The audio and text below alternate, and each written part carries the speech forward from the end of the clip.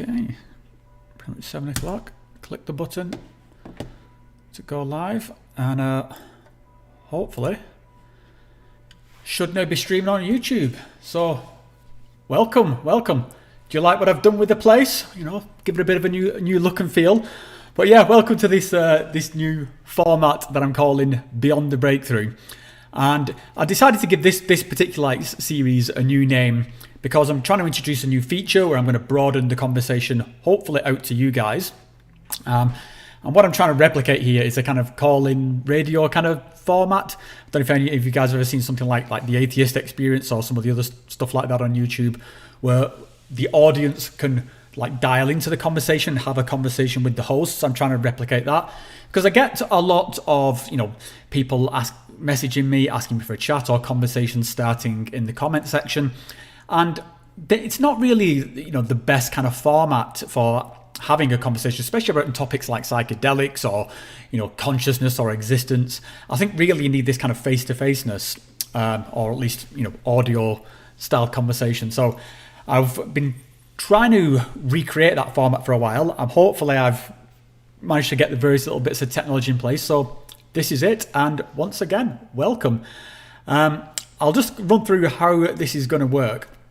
So basically, if you want to speak, then this YouTube stream is connected to the Adeptus Psychonautica Discord server. So I'm going to talk a little bit as normal around sort of some of the stuff that I've been up to. But if anybody wants to join as a guest speaker and be broadcast as part of the stream, you can join the Discord server. I'll just quickly show that. So if you join the Adeptus Psychonautica Discord server, and you'll see that in the top left corner, there is a channel called Stream Calling. If you join that, and then there's a button there where you can raise your hand, then basically I will see that. I've got my iPad here. I'll notice that you've raised your hand, and I will bring you up as a guest speaker, and everyone will be be able to hear what you've got to say. And I'm hoping we can have some interesting conversations. I am just going to have to put out a couple of little house rules. The first one is that if you're going to ask to speak, then please make sure you've actually got something to say. Don't just get on there and then kind of flub your words. To have a topic in mind that you want to talk about, and please make sure that it actually is like a conversation, something that we can talk about, which will hopefully be of interest to the wider audience. I'm not creating a platform here just for you to preach or rant. But if you've got any questions or insights or funny stories or something that you feel is worth sharing, then that is completely welcome. Within that, please be mindful of how much time it's going to take. We want to try and get as many people involved as possible.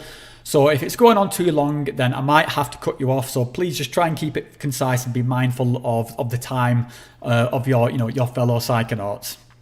I will say that disagreements are completely welcome.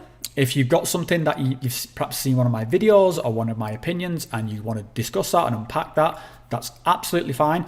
As long as that we're here to have a friendly, good faith, rational conversation, totally fine. We can disagree in a friendly way. If you just want to come on and sort of swear and rant and call me a dickhead, you can pretty much expect to get kicked and make time for somebody who wants to have a more productive conversation. So I hope that all sounds okay. I've actually got no idea whether we're even going to have anybody who's going to want to be a guest speaker. This is the first time I've ever done this, so we'll see how it goes. If not, I've got a couple of topics to talk about, and I'll kick off with one of those, see if we get things rolling. So I actually had a question that came to me from the Ayahuasca subreddit, and it came to me from one of the mods, a guy called, I think this is how you pronounce his name, Lavranson, a guy I've got a lot of respect for. I think he does a really good job of moderating that for him, so I want to give a big shout out to the Ayahuasca subreddit. I think that's a great community.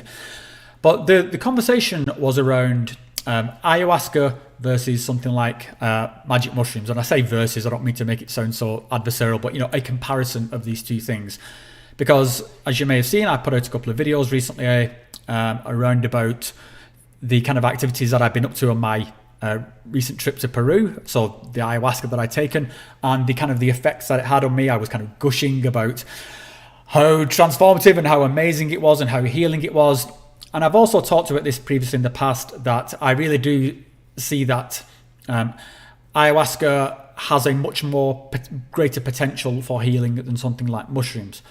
Now, I just want to absolutely stress here that the stuff I talk about here on this channel is purely my opinion. This is not me trying to lay down some sort of facts. This is my interpretation of it, or at least how it worked for me.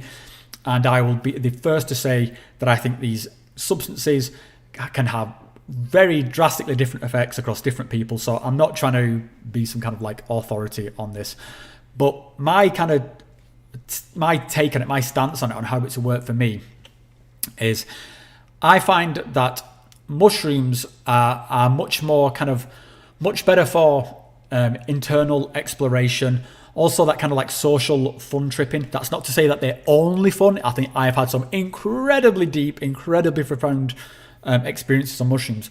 But I think those kind of experiences are available within the mushroom space. Not so much in the ayahuasca space, in my opinion. Ayahuasca is much more focused on the internal. It's much more intense. You've got all this other stuff that goes with it. But because of all that, because of that bundle of stuff that's going on, it does seem to have this, potential there for just what feels like intense therapy within a very short space of time. And that's why I think ayahuasca is so much more better suited for healing. It's not that you cannot necessarily have that kind of healing experience with mushrooms or even with like DMT. I've resolved some pretty serious anxiety issues just using vape DMT. But I think if you've got that kind of singular intention, and you've got sort of those kind of deep-rooted issues which are just not coming out of you any other way, you'd really need something to kick the doors down, then I think ayahuasca is the better tool for that. It's just so much more focused, or at least it was for me. As I've talked a lot about the issues that I've had around overcoming these grief issues that I'd had since I was a child, this kind of emotional blockage. And for me, ayahuasca was just much more effective in that than something like mushrooms, or I see someone in the comments asking around LSD. I've been doing LSD since I was a teenager, and I've done more than my fair share of LSD. I've done everybody's share of LSD, and it just didn't have that same kind of I can't think of ways to say it without it sounding completely pretentious, but it just didn't unlock that kind of feeling of healing that ayahuasca did within like the first few sessions. I was like, oh wow, I get this. I can feel something unburdening here. And with the ayahuasca, it took a long time. I've been doing ayahuasca for like 5 years now, and it's taken a long time to get to that point where I feel like my burdens are really lifted. But I think that's just the situation with how badly I was fucked up from my mother's suicide. It's not surprising. It takes a while to undo these things. I've said it many times, these things are not a magic bullet. So yeah, that's kind of my position on kind of where I position ayahuasca versus something like mushrooms. But I will always say, whatever works for you. If you work with mushrooms and you're finding healing effect, great healing there, I'm not going to tell you otherwise. I say go for it. Likewise, if some people I've heard people having absolute miracle stories around ketamine, MDMA. I also think MDMA is brilliant. I'm not too much of a fan of ketamine, but whatever the thing that you find that works, I would say go for that. There was a follow-on kind of question there around what's called Silo-huasca. This is where you take an MAOI before you take mushrooms. So the silo being psilocybin, huasca being the MAOI part. And somebody was saying, well, do you think that's as good as ayahuasca? I would say, my honest answer is I don't know. I've not done that combination. I've certainly done other MAOIs other than ayahuasca. I've done Syrian Rue. And I think the feel of Syrian Rue is slightly different to the feel of ayahuasca. So I would be cautious just to say that I think Silo-huasca would be equal to ayahuasca in terms of experience. In terms of what you do within that experience, yeah, don't know. I'll have to sort of find out. So yeah, that's where I am on that question, and I'm going to probably repost a link to that on the ayahuasca subreddit, and hopefully that'll be useful. And yeah, let's see if I can see a couple of raised hands. So let's try and bring somebody into this conversation. So what should we go with?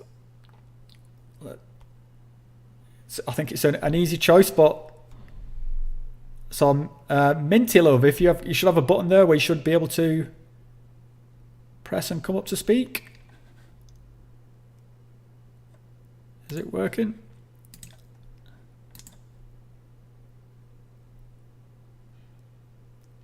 Okay, could this be the first technical problem of the night?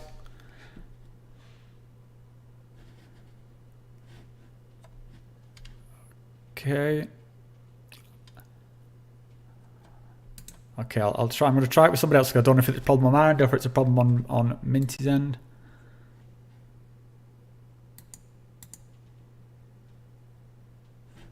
Oops.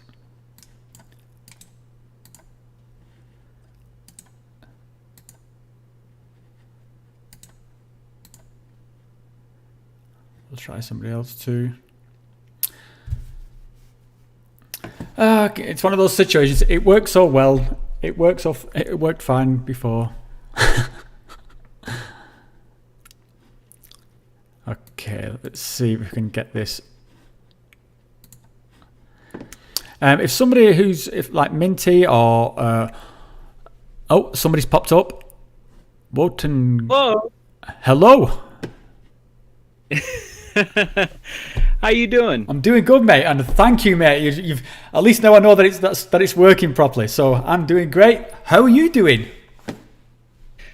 I'm doing fantastic, and we have been talking a little bit on Instagram. I'm the guy who sent you the messages about sharing the ayahuasca experiences and stuff like that. But it's funny that you brought up mushrooms and ayahuasca because the actual ayahuasca told me a lot of things about mushrooms, ironically, and I'd wanted to know if you would be interested in hearing some of that. Yeah, for sure, mate. What kind of things? What kind of messages did you receive? So, first and foremost, I also have a lot of experience with psychedelics and stuff like that. And, when you go into, I think what you can agree for your first time going into ayahuasca, it's inevitable to have expectations. Mm-hmm. And for me, being somebody who had experience with psychedelics, I thought, oh, this is something that I can handle. And going into the first experience, I heard a voice in my head. And that never happened with mushrooms or any type of psychedelic for me. And it was very clearly like something else that spoke that said, a very female energy said, I'm not a psychedelic. I'm a sacred medicine, and you should treat me as such, because with your expectations of a psychedelic throughout your life, it doesn't have as big of a proponent for healing as you would expect it to. Mm-hmm. And for me, she was telling me, Mother Aya, you've been using mushrooms not in the way that you should. Right. This is a sacred medicine, this is a sacred plant. The true capabilities of mushrooms is that it can heal you, it can bring you to sort of face your problems, and not as a way to escape.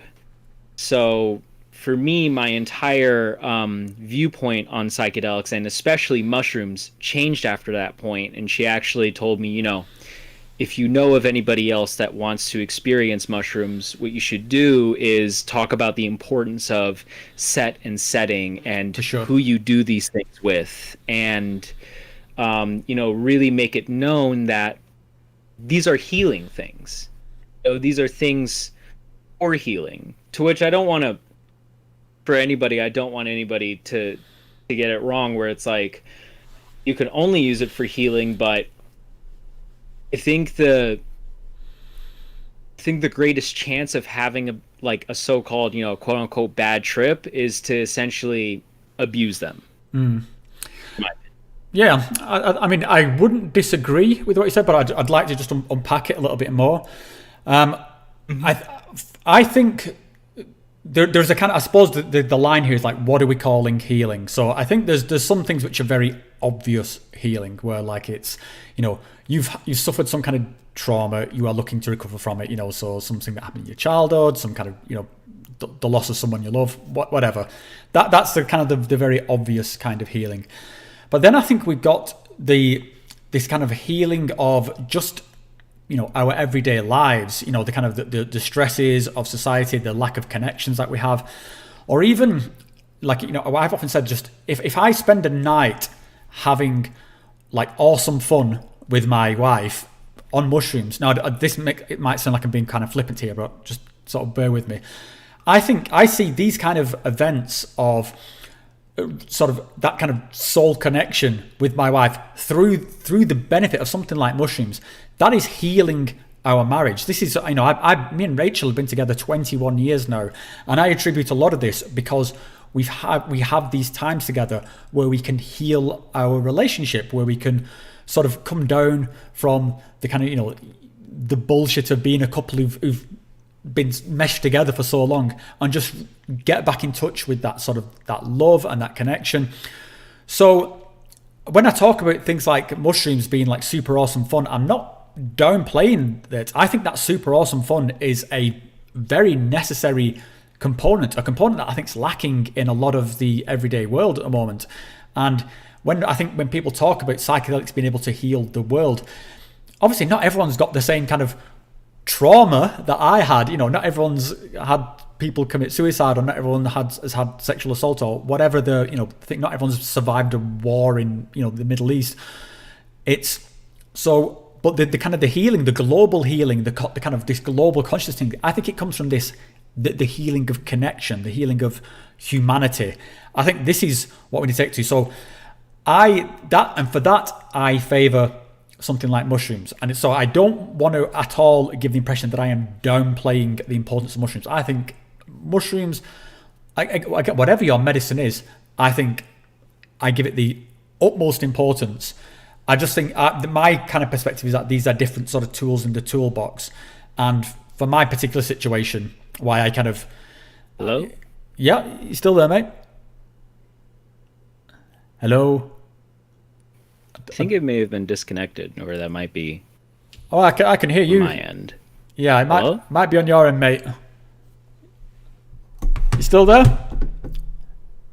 Nope. Okay, well, I'll finish what I was saying. So yeah, I think that it was just for me, ayahuasca was what healed me. Hello? But again, whatever works. Okay, so I'm going to move on to a different speaker. So Minty, are you there? Yeah. Are you there, mate? Yeah, sorry, mate. Yeah, thanks for letting me on. No worries, mate. Hello to everybody out there. Fantastic idea. It's brilliant. Well, it's like something I've been trying to tinker with for a while, mate. Your microphone's a little bit quiet, Minty. I don't know if you could turn it up a bit, so people might be... Well, I'll just do my best. I'll just do my best. I've got technical problems. But let me ask you a question. Go for it, mate. Okay? Can you hear me all right now? Yeah. Can you? Okay, right. Now, from your latest video, it was Oh, you cut out. Oh, damn. Can you hear me now? I can hear you, mate. Yeah, it just cut out just as you started speaking. But go on. Let's see. I'll try again. If it goes off, then we'll forget it, and I'll get it sorted out. No worries, mate. So from your latest video, it would seem that a lot of healing had taken place from your childhood trauma. Mm-hmm. Do you ever see a point where you feel as though you're fully healed and you won't need to do ayahuasca anymore, or is it going to be different to that? Can you sort of fill me in on where you think you are with it? Yeah, mate. Great question. I would say honestly, I don't know. So my hope would be that the childhood thing. Of course, I'm looking to get past that. But I am rethinking of kind of what that means. And this was something that came to me in that recent retreat, was that I think when we talk about this kind of healing, I think we have this, there's a mindset of we're talking about getting rid of something. We're talking about it, it was here, and no, I want it gone. I want to, we talk about, just having it gone basically.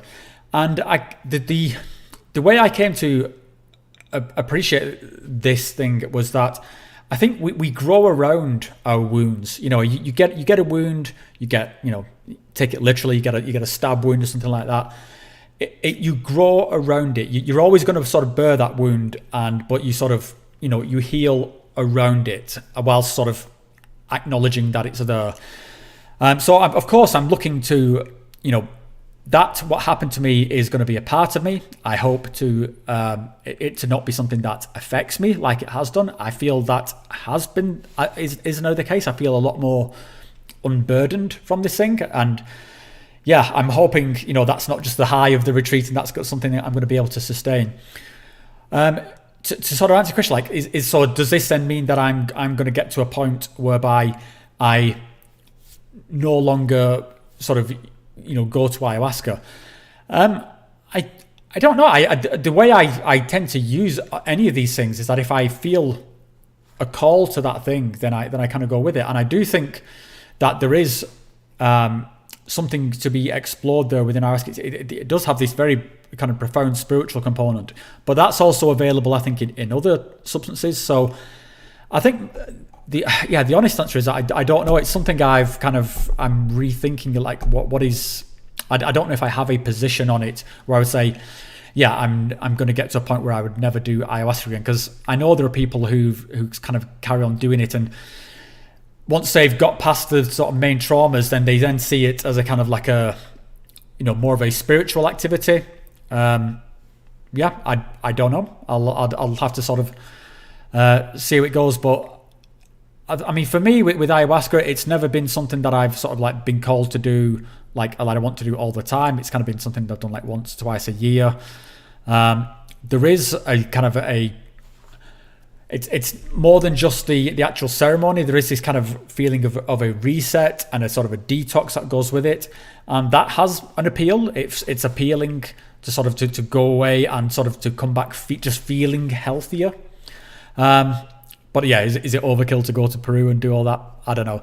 So I think the honest answer is, mate, I don't know. I certainly want to stop beating the horse to death over things like the stuff from my childhood. I hope that this is something I can move on from. Can I then use ayahuasca in a different way, perhaps in as more of a spiritual practice? Possibly. I don't know. And if I get that call to do that, I'll do that. I'm not sort of writing off either option. So I hope that sort of answers your question, mate. Yeah, I think thanks very much for the answer. Yeah, I think it's really good. It'd be really interesting to see how the channel develops and see how you develop as a person as the years roll by. Hopefully you're not going anywhere overnight. But no, thanks for that. I'll not stay on because there's a lot wanting to get on. But I thank you, and I'll catch you soon, buddy. Awesome. I always love speaking to you, Minty. So yeah, cheers, dude. So let's see who else we got. And first of all, thanks to everyone who's raising the hand. I honestly didn't know if anybody was going to be interested in this format. But let's bring on. I'm not even sure how to pronounce it. Magic Znifloziov. Hello? Hello? Do you hear me? Yeah, mate, we can hear you clear. How are you doing? Can you hear me? I guess you can't. I hear you like last words. You hear my last words. Can you hear it now? This is maybe I must because I'm watching YouTube. Oh, okay, because I was watching on YouTube channel as well, and I have not very good internet connection, so I switched it off, and now I hear properly. Cool. So yeah, because there is a problem that if you must just mute a YouTube channel to like speak with you, because if you have if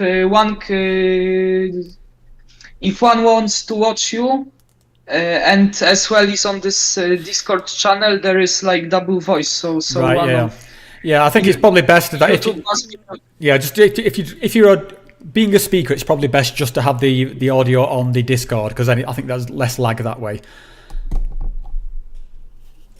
Yeah, because on YouTube it is not in real time. It is Yeah. like, yeah. So So okay, so you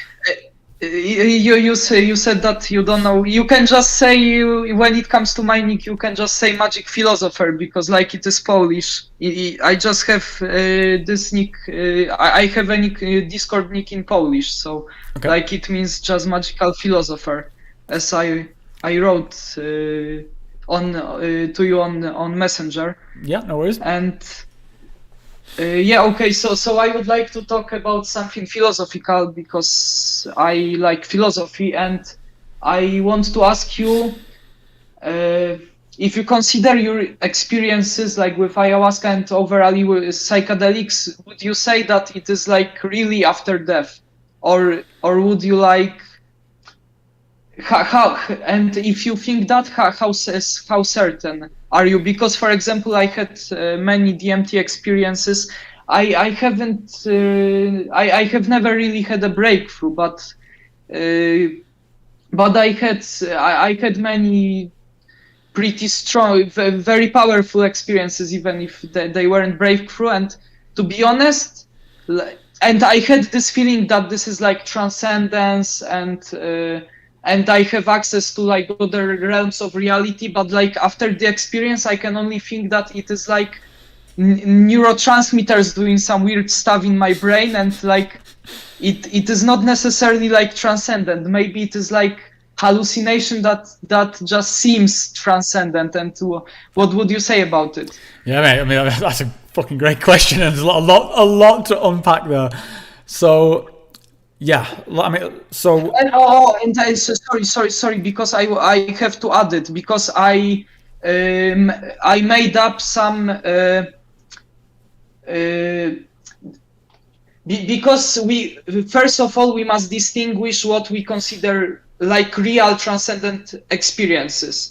And I have like 2 points to be made for the experience to be like really transcendent when it comes to those this contact with machine elves and stuff like this. So one of the points is that to have like really transcendent experience, those entity must be conscious, like because they can be philosophical zombies. And in philosophy, what philosophical zombie means is that this is an entity which behaves such a way that it seems to be conscious, but in reality it isn't conscious at all.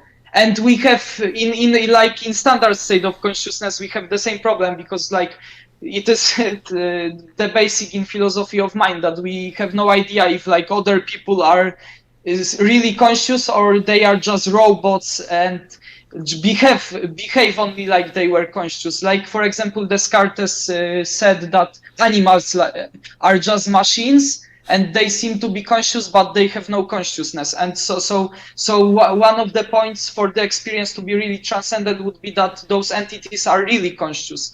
They're not just seem conscious, but really have like their own consciousness, or how to say that. So, a lot of stuff here, mate. A lot of stuff.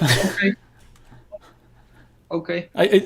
Go on. If you had another point, but just try and keep it concise, dude.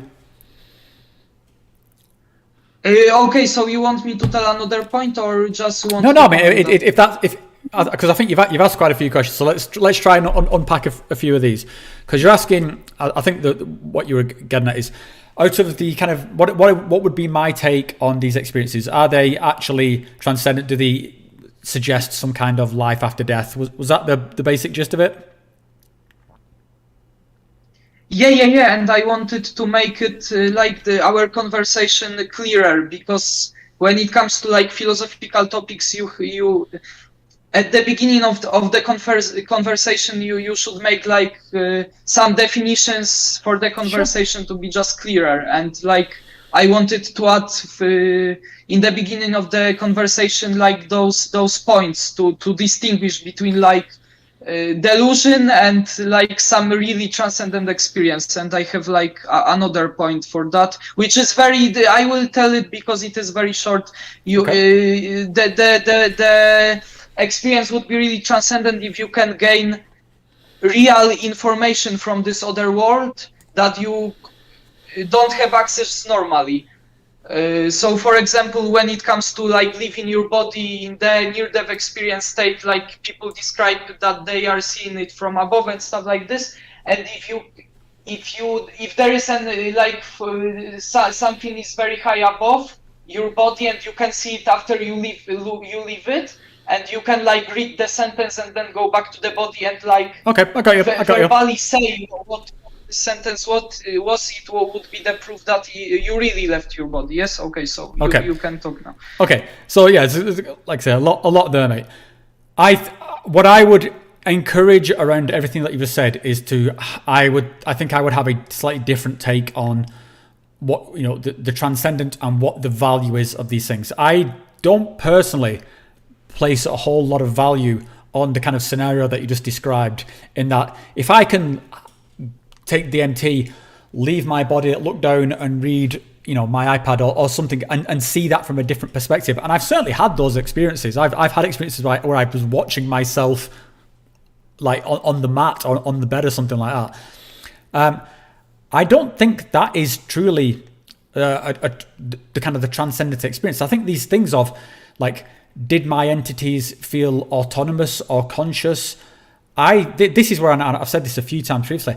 I don't think that matters at all. I think the purpose, what I think of as a transcendent experience, is where it is so ineffable, but it means something. It's like this whole bunch of shit that I've been through with this kind of stuff around my mother and this suicide. It doesn't compile into data. Like, I mean, you don't even need to have been through what I've been through in terms of suicide and ayahuasca. Just think about how you feel about someone you love. Like, that feeling of love, which I think is also a transcendent feeling, it doesn't just convert back into, oh, well, there's a formula here that I could write, or there's a piece of data here. That's not what I think transcendent means at all. I think if I took DMT or some other substance and had an out-of-body experience and looked down and saw that I've written on this pad of paper next to me the 10th of November, I would think that is completely mundane. That is not transcendent. I think the transcendent is something that it's almost impossible to describe, which is a complete cop-out, I realise, but it's something, it is pure meaning. It's not data. It's not formulaic. It's not about being able to interrogate something and get information from it. And in that regard, to sort of answer around the kind of question of like, do I believe that this is, the afterlife or aliens or whatever, I don't think it matters. I don't particularly care. I think it's interesting. I think it's worth talking about. So I'm not dismissing it. I don't want to poo-poo anybody who wants to talk around dimensional aliens. But to me, that serves no purpose. What serves purpose is what's going to have an impact on my human experience. Like if aliens. If I'm taking psychedelics and aliens are appearing and zapping me with magical healing rays, that's a complete, I don't know, it just feels somehow kind of cheap. If I'm having psychedelics and I'm having an inward journey through myself, through my own consciousness, and when we talk about these autonomous entities, that's, if we go down the kind of school book of Jungian psychoanalysis, then these entities do not have to be external. They can be internal personalities and still be just as autonomous, but just within. And I think that's even more interesting than the kind of the external alien thing. I'd also just throw in there that my own personal belief, based on my own personal experience, is that I do think that what is happening with these substances is something bigger than just neurons firing in the brain. And that's not to sort of downplay the amazingness of our own biology. I just think I cannot, having had these experiences, it seems to me that something bigger is going on, and I have no idea what that thing is. And I will get to it in terms of my experience when I get to it. I'm not going to, the experience I'm having now is my experience as a human being, and that's what I'm going to focus on. That's what I'm going to optimize. I'm going to, have the experience of being Rob. I'm going to have the experience of my wife and my kids and my connections as a human being. That's what's interesting to me. That's what I'm going to do. And then whatever happens next after this experience happens, that's going to happen anyway. And I don't think there's a huge lot to be gained as a human being by getting too distracted by things like aliens and near-death experience and stuff like that. But I mean, it doesn't mean it's not it's not a kind of fascinating topic. It's just not something I'm going to spend a huge amount of time on. So I hope that kind of answers your question a little bit.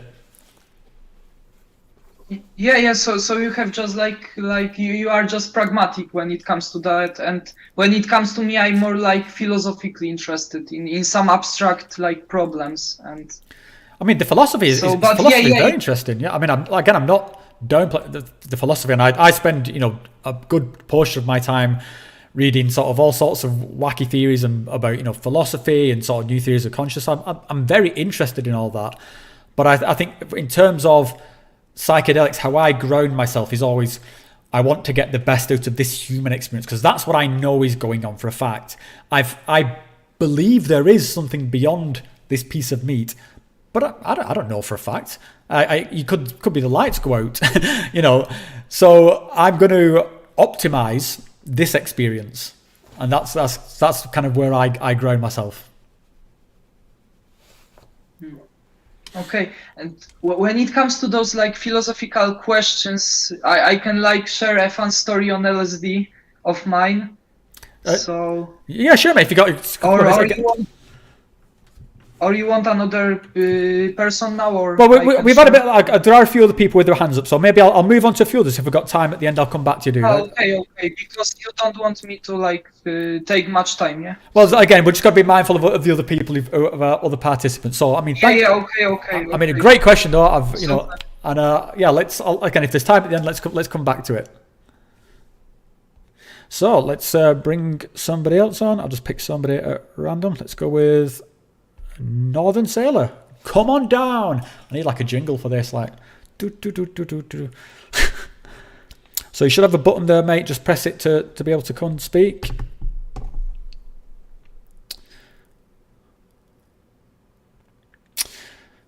Okay, maybe Northern Sailor doesn't want to.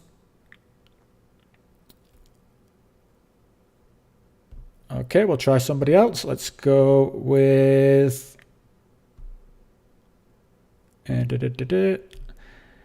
Kariana. Oh, no, Northern Sailor's popped up. Oh, there you go, dude. Okay. How you doing? Can you hear me okay? Yeah, I can hear you now, loud and clear, mate. Great. Okay. So you and I have personally spoke a couple of times. One thing I want to ask is, like, when I try to explain my family about like my mushroom use, they just think it's just a hallucination. But for me, it's like an insight on how I can like better myself in some way. So would it be kind of shrewd just to write them off as just quote unquote hallucinations? I'd say the same thing again, mate. Does it matter? Like, I mean, again, if I can always, use the example of my relationship with my wife. I can't put it into words. There's only the fact that it's a very common thing to have this experience around human beings. That if I say to you, I chose to spend my life. I woke up one day and I decided to spend my life with this woman for fucking no particular reason. I didn't choose her. I didn't choose my attraction to it. It just popped into me, and I feel it's had a positive benefit on my life, and I feel it. I fucking love this woman with all my heart. And if I said that to any other human being, they'd be like, "Oh right, yeah, of course, the guy's in love. He loves his wife. That makes sense." But it doesn't matter to me whether anybody else believes that or not. And I know I can't quantify it. I know I can't.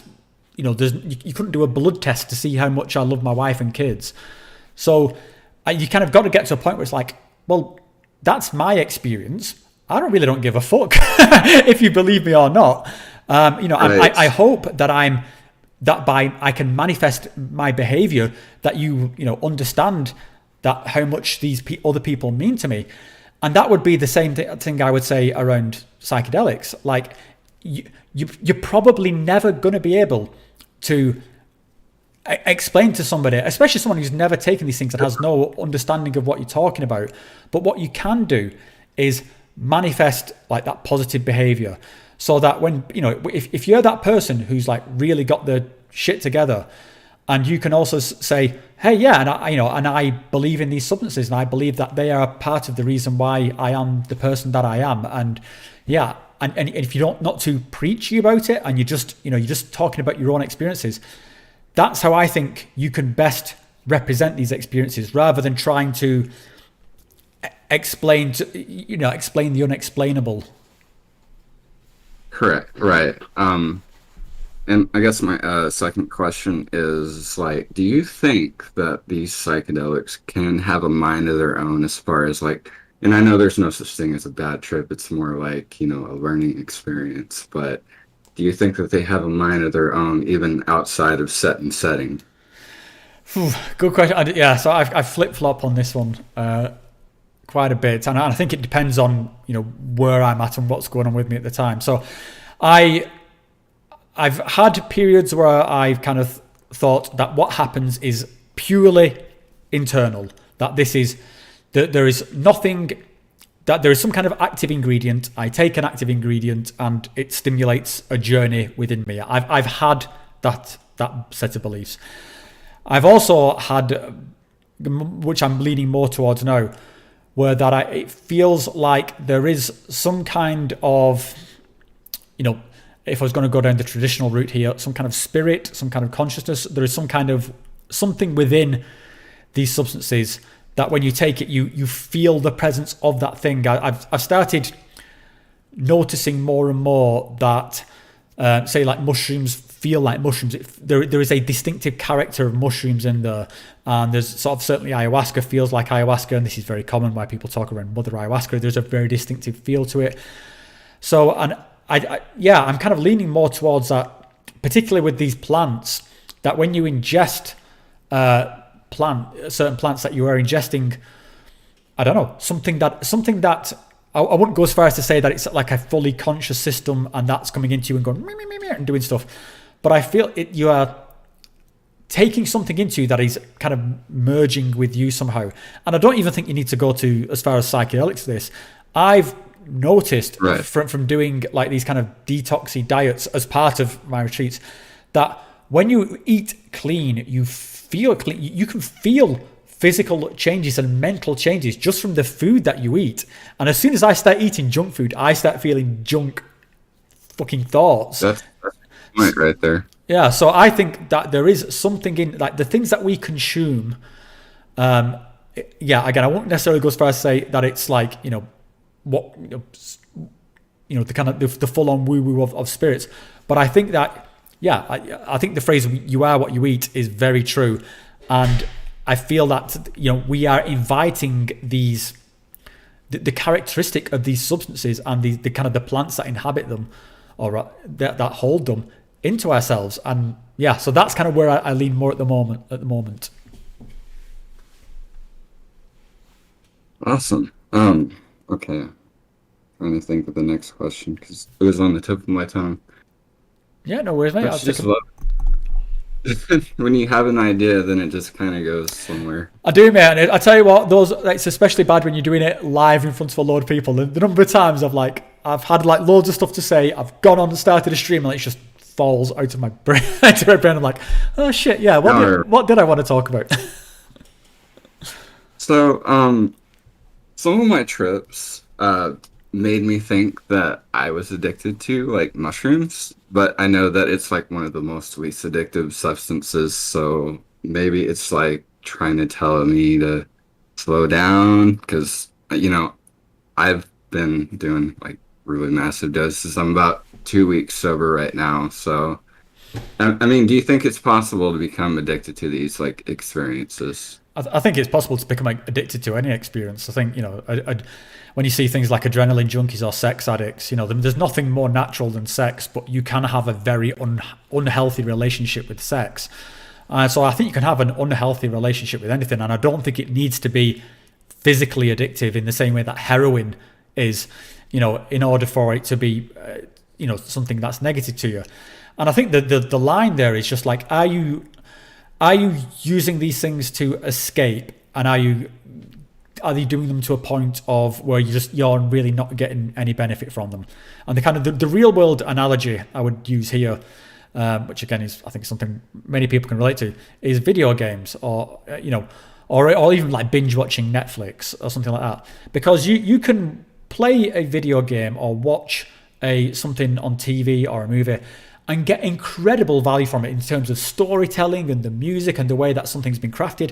You know, I've had, you know, I love watching movies, I love watching sort of, you know, TV shows, and just I love storytelling. And when you can get stuff like that from one of these experiences, or you can just sit there and binge watch shit and, you know, play video games to the point where you're not even enjoying it anymore, and it becomes a completely worthless experience. And I think you could do that with anything, I believe. I think you could do that with, you know, psychedelics. So if you're just getting to a point where you're just mindlessly taking psychedelics in order to escape from something, because, you know, well, I'm sat here, I've got nothing to do, I may as well just take psychedelics because there's fucking nothing else happening, then I would say that's a little bit unhealthy. I think you should always have kind of like an intention for going into these things, and you'll get more value out of it if you do that. But again, you know, like I said, in sort of, you know, the call at the beginning, I do think that there's nothing wrong with having a super fucking awesome fun time. If you're getting value from that, and again, this is, you know, the video game analogy comes in here. If you're playing a video game and having a super awesome fucking fun time, go for it. There's nothing wrong with that. If you sat there just mindlessly drooling and just getting stressed out and calling people motherfuckers, you know, and this game's having a negative effect on you, then put it down. And so, yeah, if you're taking psychedelics and having like the best times, and you feel like it's, you know, it's having a positive benefit, and you're able to integrate those experiences, then go for it. But if it's just becoming you know, something that you do because you're bored, I would say, yeah, that's probably the time to reassess that relationship.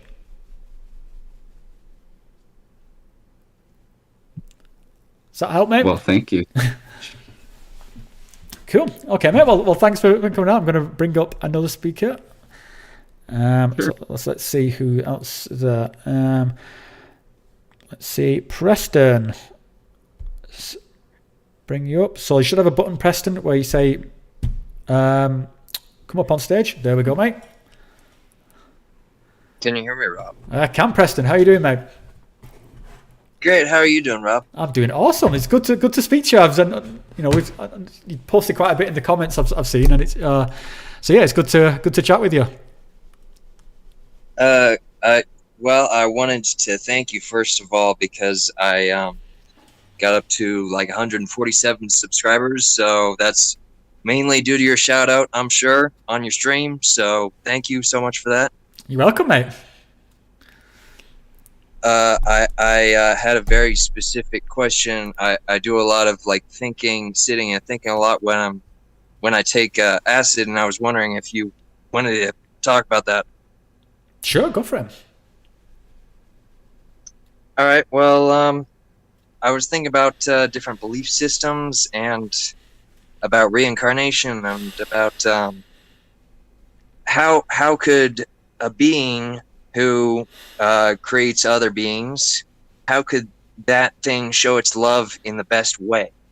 And I was thinking, you know, that would be kind of difficult because you're up there and they're down there. And so I was thinking, maybe if this being reincarnates himself as every single being that it creates, then that would be, you know, an ideal way to show your love for them. But, you know, that's just a thought. I wonder what you thought about that. Yeah, I mean, I think it's I would not disagree with that thought. I'd kind of like expand on it a little bit, because this is one of the things that came to me. I don't know if you've seen the recent ayahuasca trip report I put out, the really gushingly happy one from the jungle. And that was part of this. I talked about being in this realm of godlike beings and sort of experiencing what felt like creation separate itself into different instances, different aspects of itself in order to experience everything. And this was kind of, these aspects that I was talking about was going through the full pantheon of like the Hindu, Norse gods, all the various different sort of biblical gods, but then also going into things like people and honeybees and trees and and the life of a comet flying through the galaxy. So I think what occurred to me was that this spirit of creation, what people commonly refer to as God or source or whatever. That's I've experienced that, and that's what it felt like. But what it felt like to me in that particular experience, and this might be a little bit kind of controversial, but it felt like something that wasn't actually in control of what it was doing. It was just like the kind of the thoughts that pop into your head. So if you can do a little thought experiment, whereas if you sit and try and think about, just try and listen to the thoughts in your head, you'll see that things are just popping in, you've got no control of them. I've not got much control over the words that are coming out of my mouth right now. It's just happening, And this is how I felt what was happening with this source, God, creation, is that as every, and I mentioned this within that trip report as like, things were just like waving their hands and quantum mechanics and ballet and, sort of sculpture and song was just coming into existence. Like every single thought that was happening was just coming into existence, but in a completely uncontrolled way.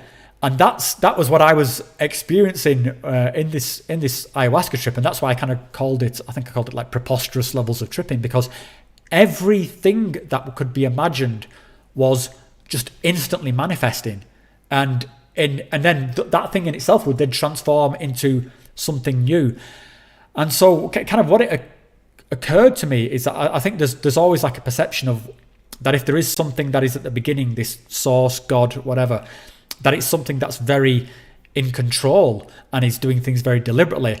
I don't know if I agree with that. I think maybe that what we might be possibly, the result of is, this is like a child being born with omnipotent power and just not necessarily knowing how to wield it, and not necessarily having infinite wisdom or infinite, just sort of like going, shit's just happening. Like, wow, look at that. That's amazing. Well, what happens if I just split myself into a million and experience everything? What happens if I invent turtles? It's just shit's just blossoming into existence. And I think maybe it's kind of like, it's just this kind of runaway, exploding fractal consciousness. And so how that ties back into the, when we talk about everything is one and we are all one, I would sort of say, well, maybe everything came from the same source, but I don't think that's not how it feels to me at the moment. It feels to me like everything is separate instances, and that maybe at some point, as this matter, decays or dies or whatever, then maybe you return to this source, or maybe that this figment of this particular strand of imagination will just disappear. Fuck knows. But I don't necessarily. I got the distinct feeling that whatever's happening is not happening according to some master plan. It's happening for the lols, basically. This is kind of the cosmic joke, as it's often referred to. So that's my kind of current take on it. But that's based very heavily on the experience I've just had, and it would probably change if I had a different experience. Wow, it's so crazy that you gave the answer, because I was completely thinking about simulation theory the entire rest of that trip, and the fact that you mentioned that, I was just like, whoa, I gotta ask you, what do you do when the crazy coincidences start to drive you up the wall? Because it's not just about like coincidence here, coincidence there, it's like everywhere. And I'm like wondering, do I stop taking psychedelics? Do I stop seeing these everything? I don't watch 434, I'm just saying. Okay. So the way the way I try and approach these things is that and again, this is kind of one of these things around grounding, is that I try to think of myself as a lens through which these experiences are happening. So it's just kind of let it like move through you and just kind of be in the moment, be present.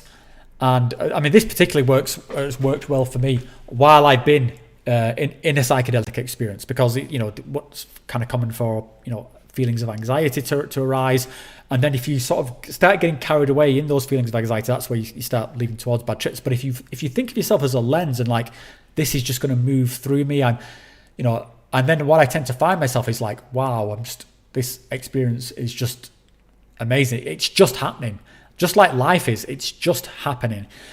Now, if you get to a point where you can't do that, or these experiences are having a negative effect, I mean, the difference between life and psychedelics is that you can stop taking psychedelics. Then I would say, yeah, if it's not having a beneficial effect, then yeah, maybe take a break from them. But if you can view them like that, if the coincidences and the experiences that you're talking about, if you can just let them sort of move through you, and this is not to dismiss them or to say or to ignore them, just let them feel like, wow, that's a fucking amazing coincidence. Like, what does that mean? Is there anything sort of anything I should be paying attention to there? Is that is there anything particularly relevant there? Okay, just let it move through you. But if it's kind of stacking up on top of you and start creating feelings of maybe like paranoia or insecurity, then yeah, I would then always move away from the kind of like the thing that is you feel is having a negative impact. You always try and stay in that sort of positive space. That's not to sort of say stay away from negative experiences altogether, but you want to things that are really impacting on your psyche. If you can't, if it's that would be the point where I would say move away from it. So I hope that wasn't too much of a jumble of words. Amazing. Thank you so much, Rob. I have one final question. Have you ever been to Paonia? It's where Terence McKenna is buried. It's beautiful. To where, sorry, mate? Paonia? Paonia in Colorado. I've not, mate. I've my time in the States is pretty limited. I mean, whenever I've gone across the Atlantic, it's usually been to South America. I have been to the States. I'm usually my geography is pretty terrible, so I'm not 100% sure where Colorado is.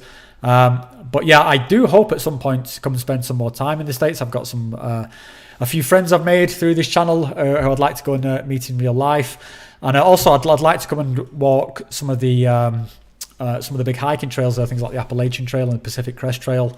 So yeah, hopefully at some point, mate, I'd come over there and maybe we could do some meetups on the state side of things, and also I could visit some of these I'd love to go and see some of the history of things around Terence McKenna, but I've not been there so far. All right, well, it was amazing to talk to you, Rob. Thank you so much. Likewise, Preston. Speak to you soon, mate. Bye. Thank you.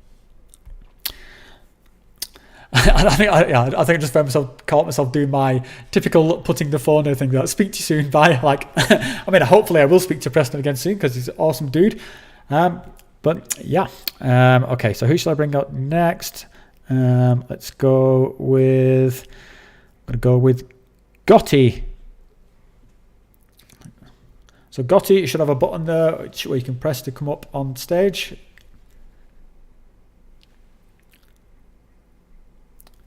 Give Gotti. There we go. There we go. Hey, how's it going, Rob? Hey, Gotti. Good, mate. And you? Hey, man, I just want to say it's an honor speaking with you, and I'm a big fan of your channel and what you're doing. I think it's amazing. I've also enjoyed the conversation so far and all the questions. I have more of a practical question regarding courage, specifically related to DMT. I wanted to do DMT for a long time. Finally, last year, I got my hands on some, and I had a pretty intense experience right up to the door. I didn't break through, but it was still the most intense thing I've ever been through, and kind of shocked me how quickly it happens. And ever since then, I've been reluctant to take that leap again, and I want to do it because super interested in what's beyond that veil, but just the relinquishing of control and letting my ego die and that whole part. I've been trying to prepare with meditation, and I've been doing mushrooms, and nothing really seems to work. So I was wondering if you had any practical advice as to how to just say F it and just go for it? Yeah, mate. It's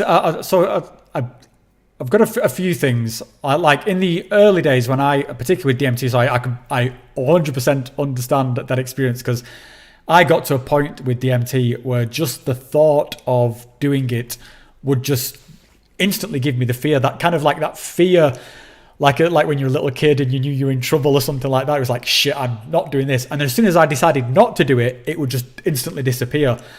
And I was like, what the fuck's going on here? Because I knew I loved this experience, and I knew that every time I did it, I would have like some sort of amazing time. But the thought of doing it was really sort of freaking me out.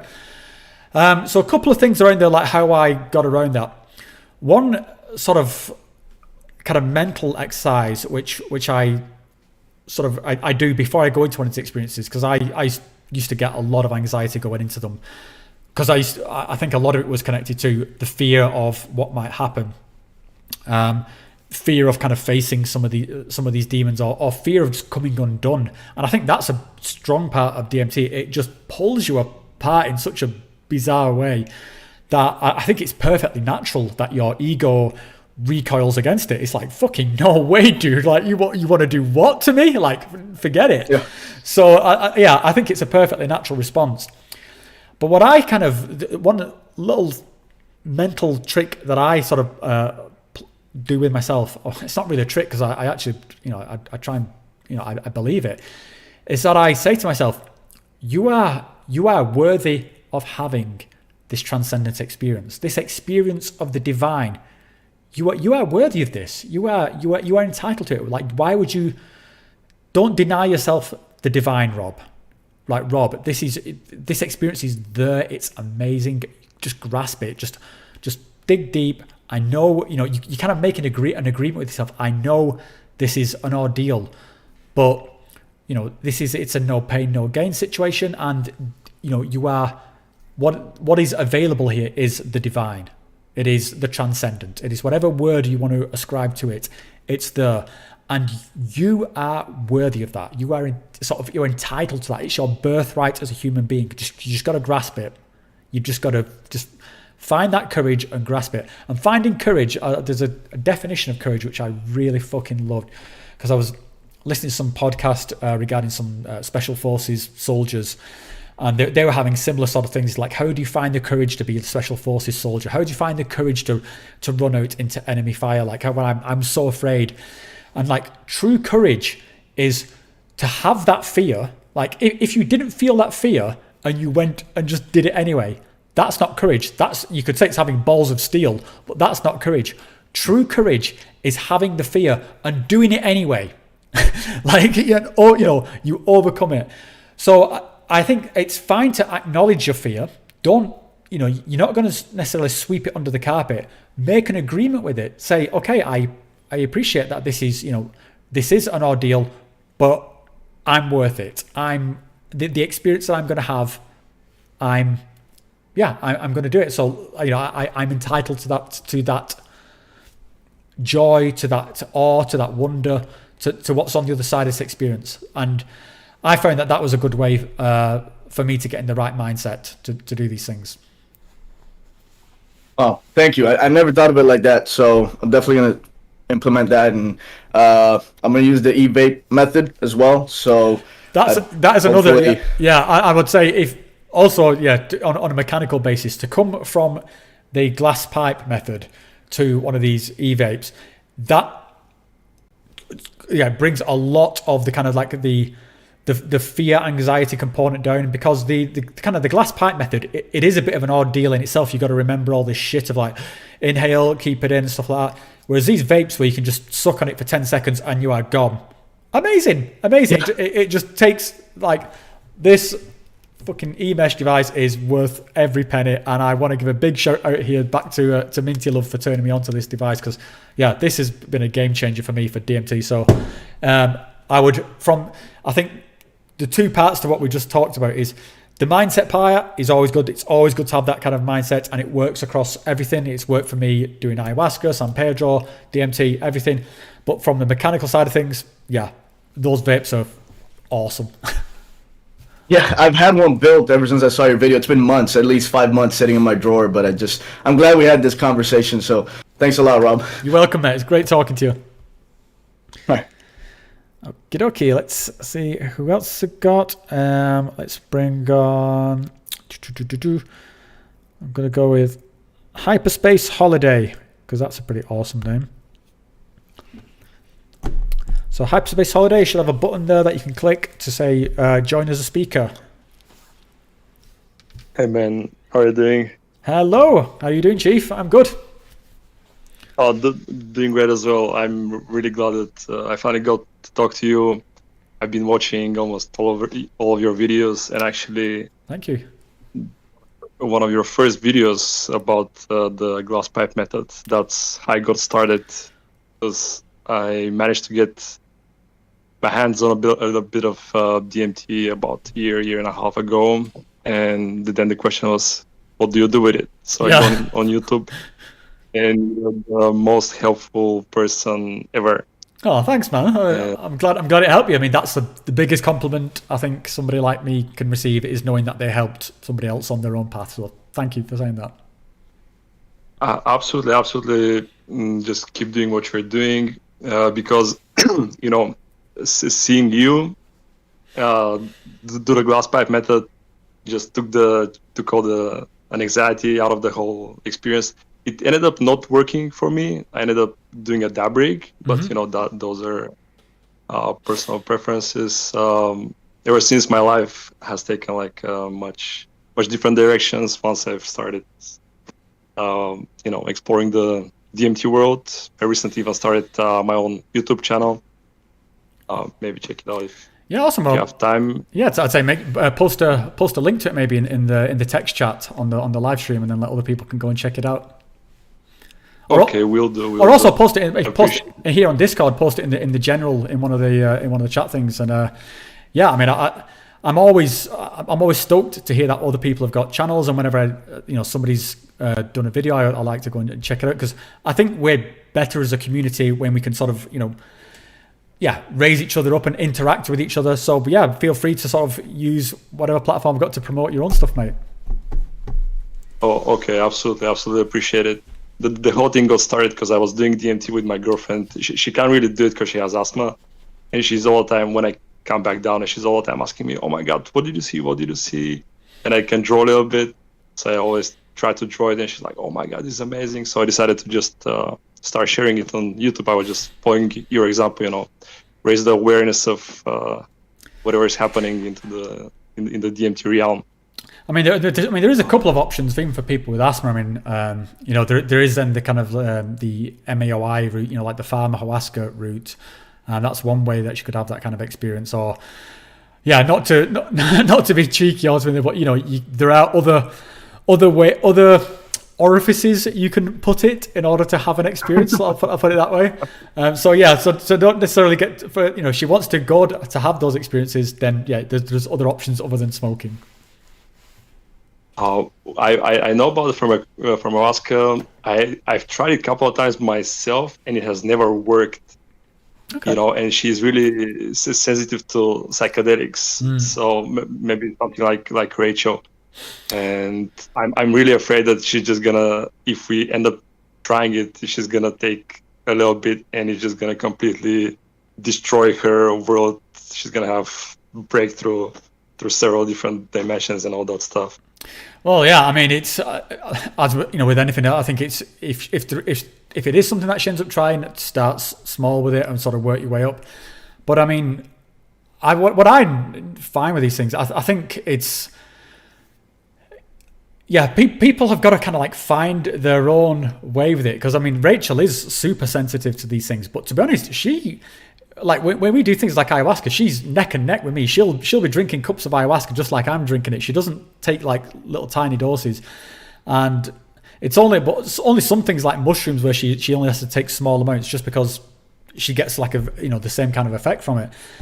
But yeah, I would say if your girlfriend's interested in trying it, just let her kind of find her own path. Don't be too sort of overbearing and thinking, oh well, she might this might shatter. I mean, it's every one of us has to make our own choice as to whether we partake of these things or not.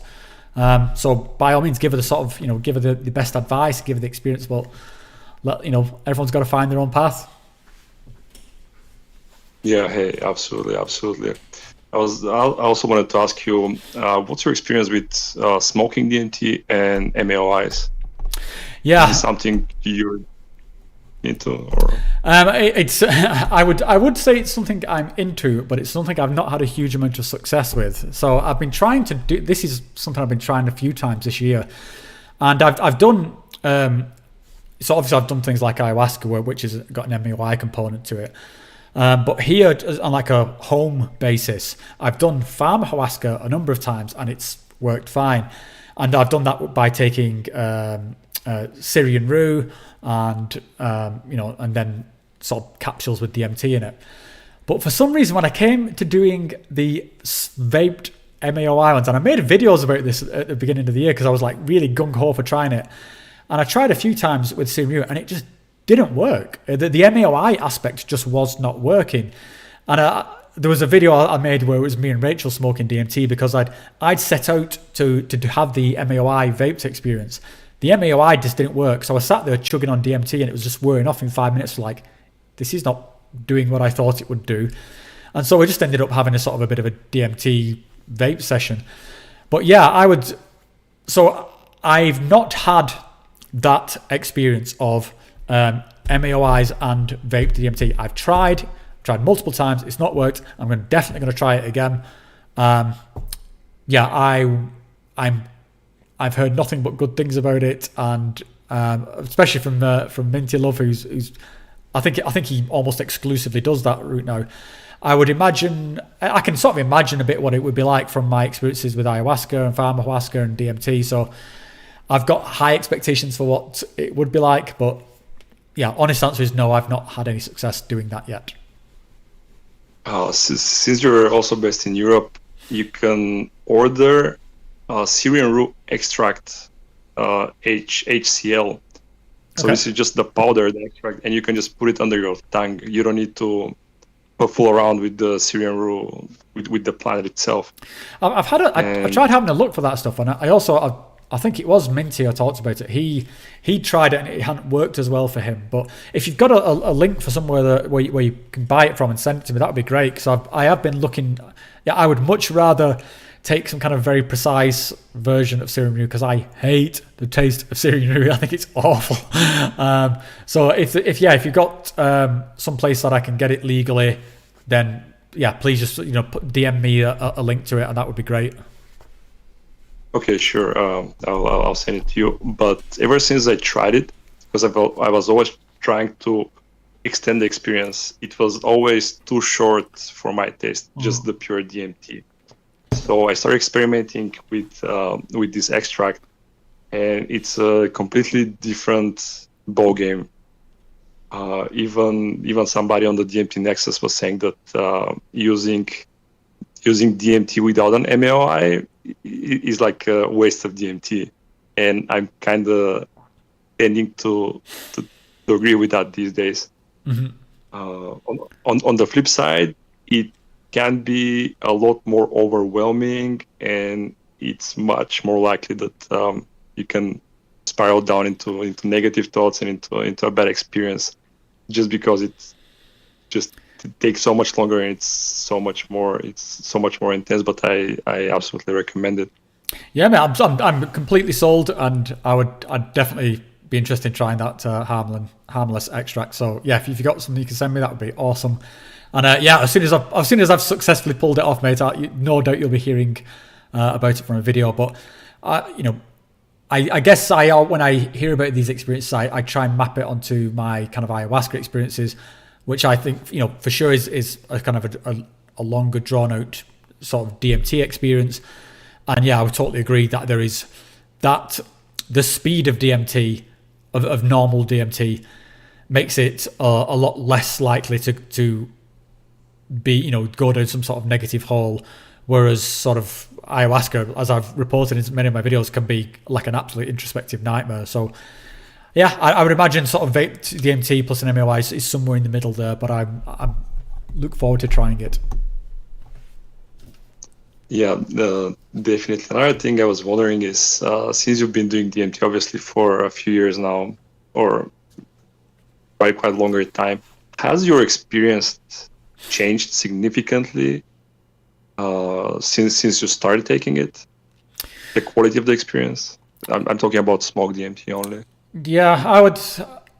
Oh, that's a tricky one, because when you first get into these experiences, I think there is something extra specially amazing around your kind of the beginning of that relationship that you have with DMT, because up until that point, for many people, you've not had things which you would call like a mystical experience, or this even like perhaps a psychedelic experience. You might have had a trippy experience, but one of these true psychedelic like reality swaps. This is kind of what tends to happen in those kind of first few experiences with DMT.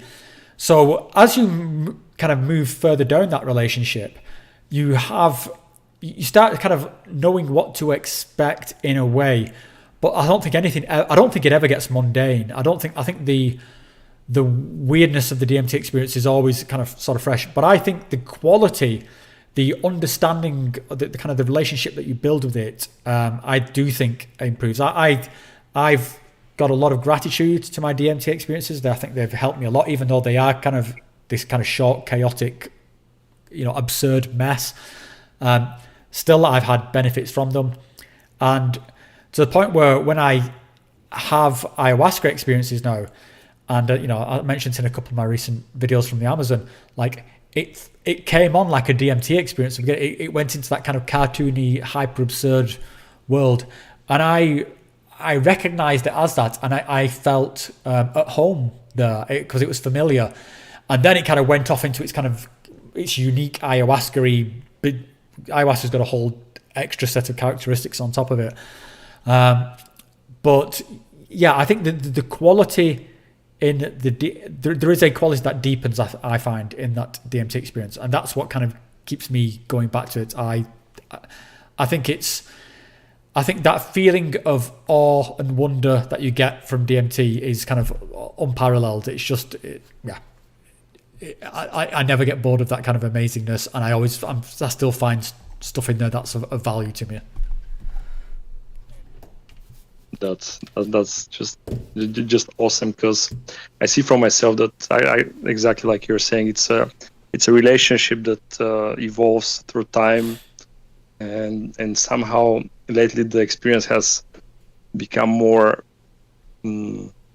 more clear. Even I don't know if it's some side effect from taking it with MAOIs, but even just pure DMT seems to last longer, and the image is clearer.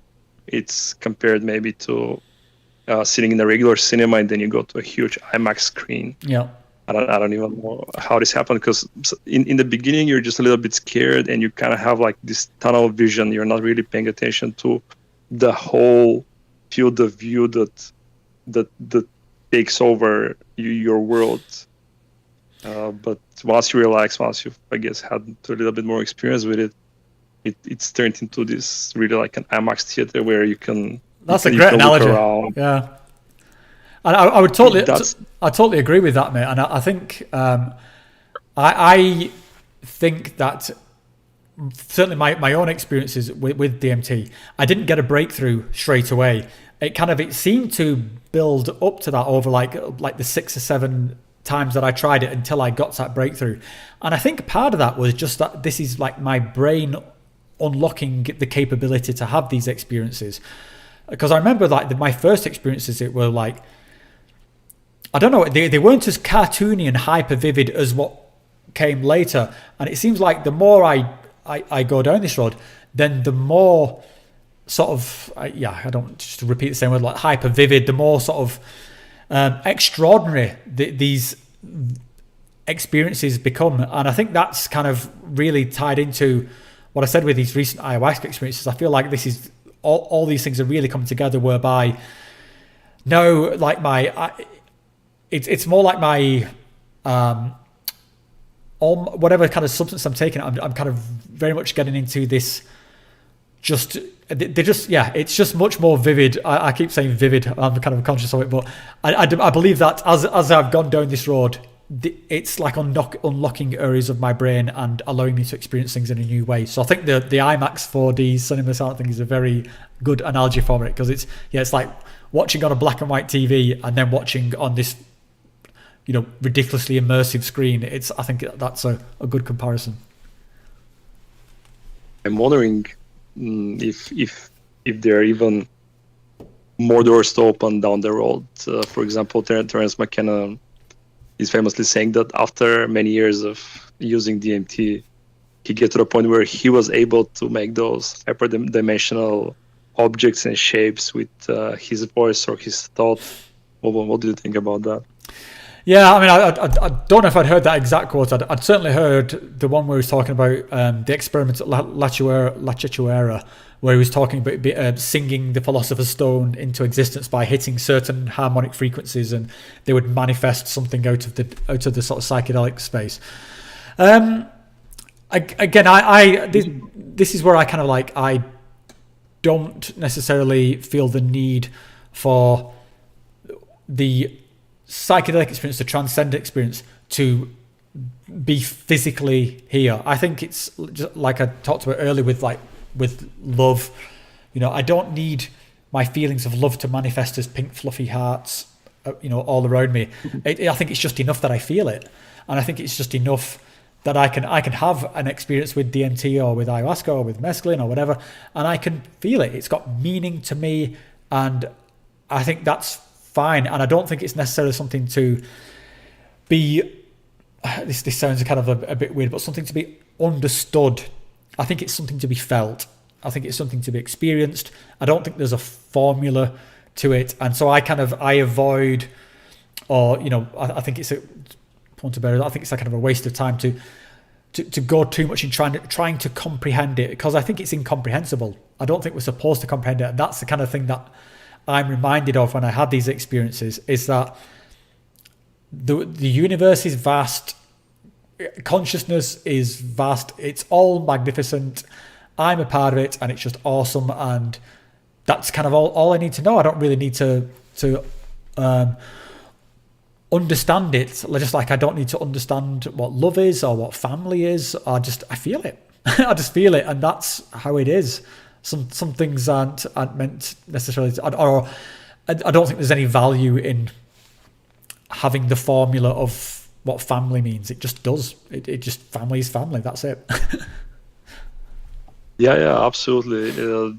Once you go beyond a certain point into the hyperspace, linear logic doesn't really do you any good.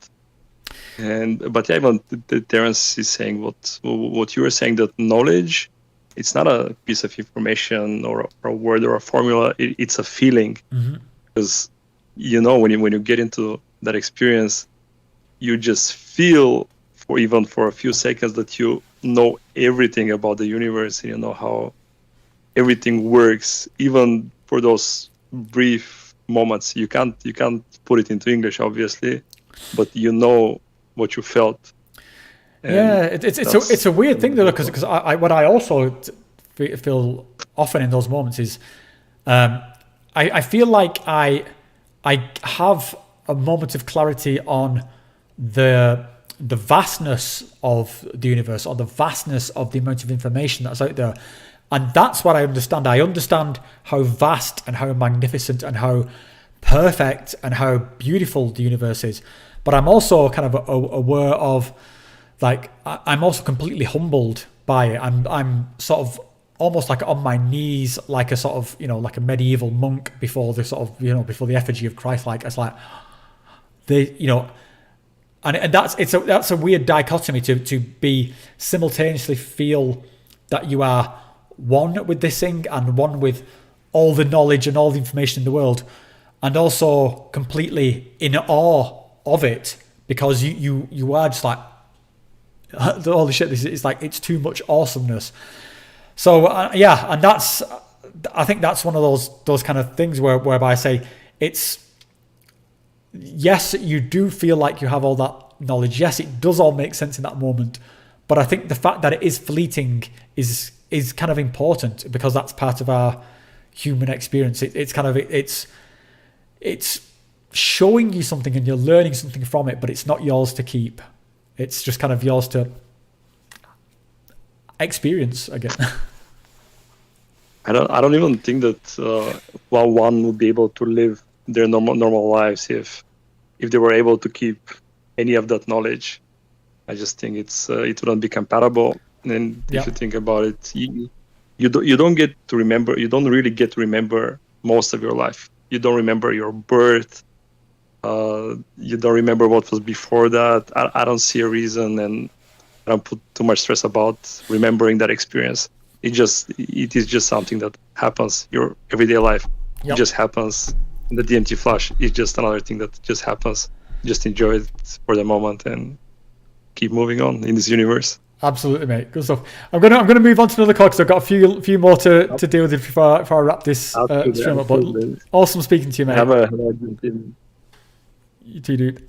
Okay, let's. Okay, got a couple more hands raised, so I'm going to try and get through them before the end. So, Sheldon, if you click the button, mate, you can come up.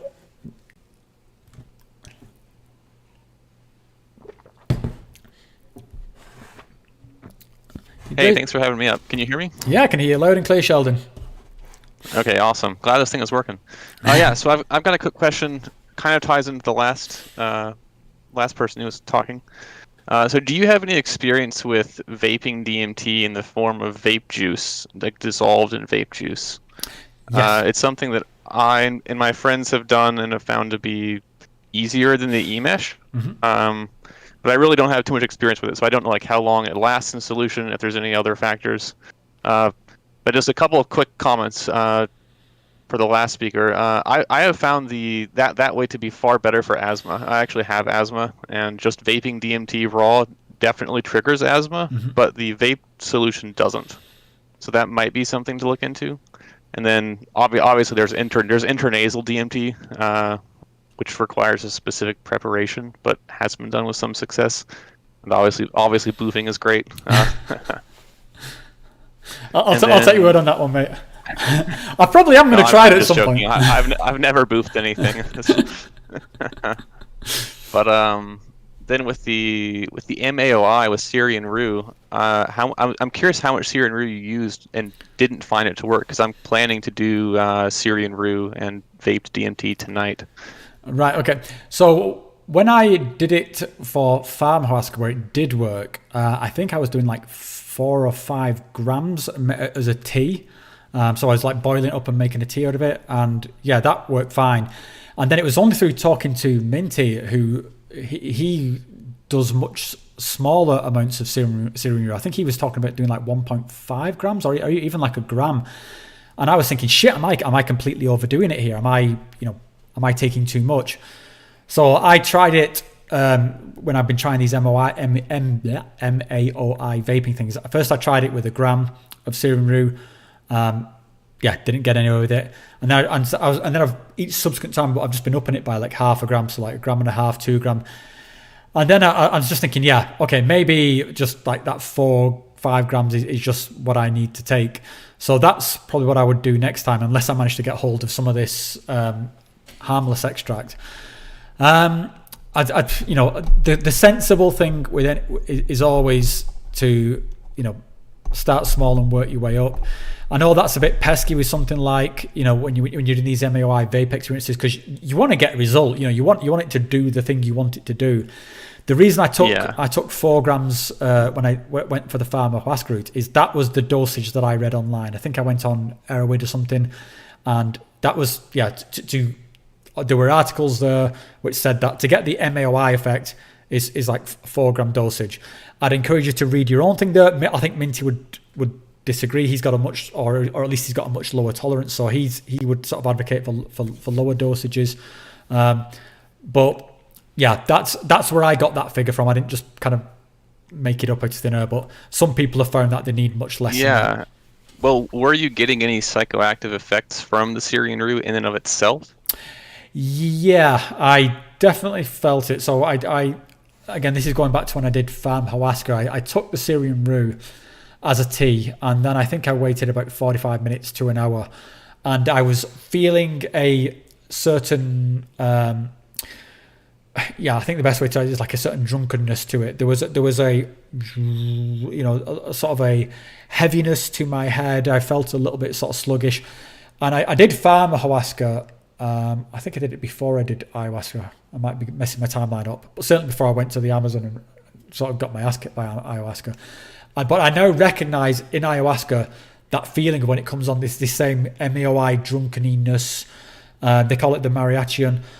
And so, yeah, I definitely got a feeling just from the MAOI before the DMT kicked in. Okay, but so you're saying that you've done this with vape DMT and you've gotten the psychoactive feeling, but it still didn't seem to have the MAOI effect. No, when I did it for farm ayahuasca, then I got the feeling. When I did it for when I was trying to vape DMT, I didn't particularly get much of a feeling from it, and it is a fairly subtle feeling, to be honest. The MAOI feeling, it's not like it's not as in your face as when you take a psychedelic. So I don't know whether some of it's psychosomatic, and I'm like, am I waiting for this? But I didn't feel it when I was doing the vaped DMT, and that probably should have been indicated to me that it wasn't going to work. Yeah, that makes sense. Yeah, I have the fairly pure extracts, and they're highly effective. And that 300 milligrams is like 10 hours of tripping and 4 hours of intense nausea. So I'm assuming that they're going to be effective. So that's the harmless extract.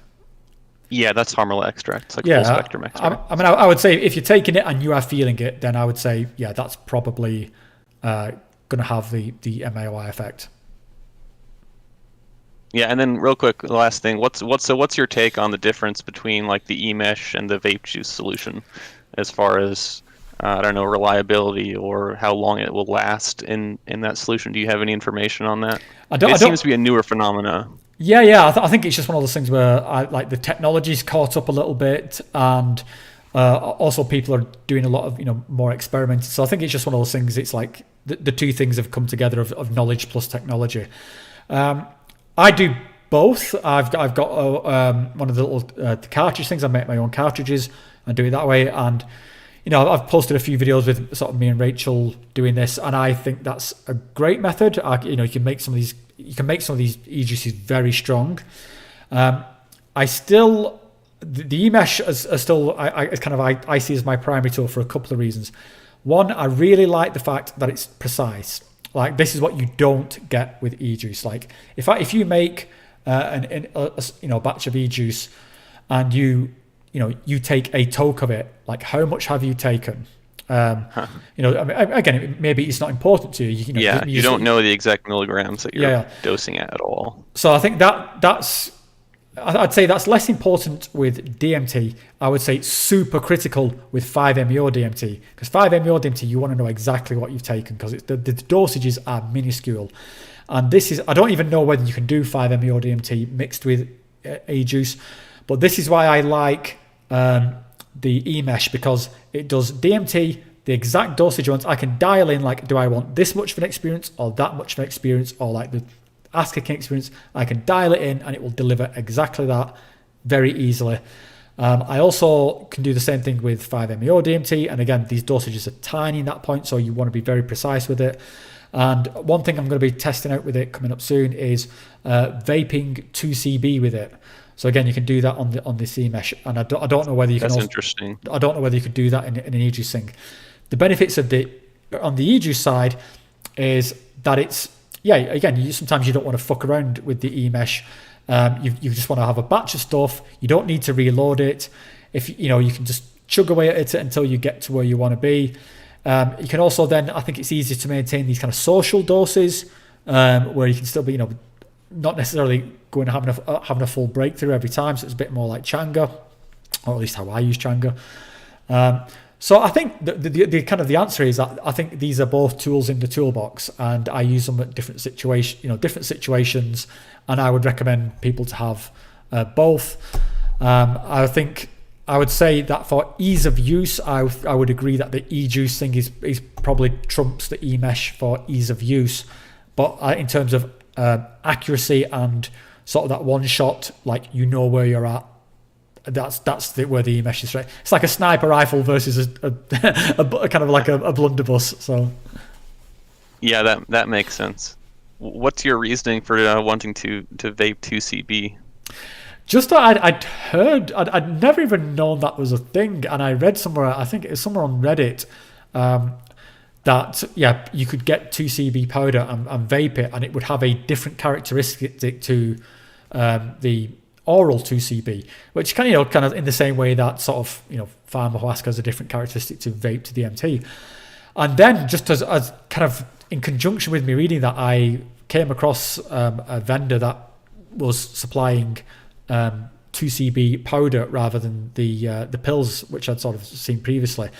So it seemed to be like this was one of those invitations from the universe. Like, okay, I've got this tool that's very good at vaping things. I've got this vendor who's offering this stuff, and I've got these reports on Reddit of people saying this is like a fucking amazing experience. So yeah, I'm gonna give that a whirl and find out. It sounds like a classic psychedelic synchronicity to me. It does, mate. Anyway, thanks for having me up. It was great to do this. Yeah, it's great talking to you, mate. So, Kariana, are you there? Can you hear us? Hello. Okay, I don't know if you know, but your microphone's muted. So I don't know if you're trying to talk, then that might be why we can't hear you, or maybe you just want to stay muted. Okay, I'll invite another speaker in the meantime. Let's go with Gelatin Skeleton. I'm always amused by usernames. Hello. Hello, Gelatin Skeleton. Yes, we can. How are you doing? I'm doing good. You? Yeah, great. Thanks, mate. Shit, I had everything all fucking planned out. Now my head's just dropped off completely, where was I gonna say?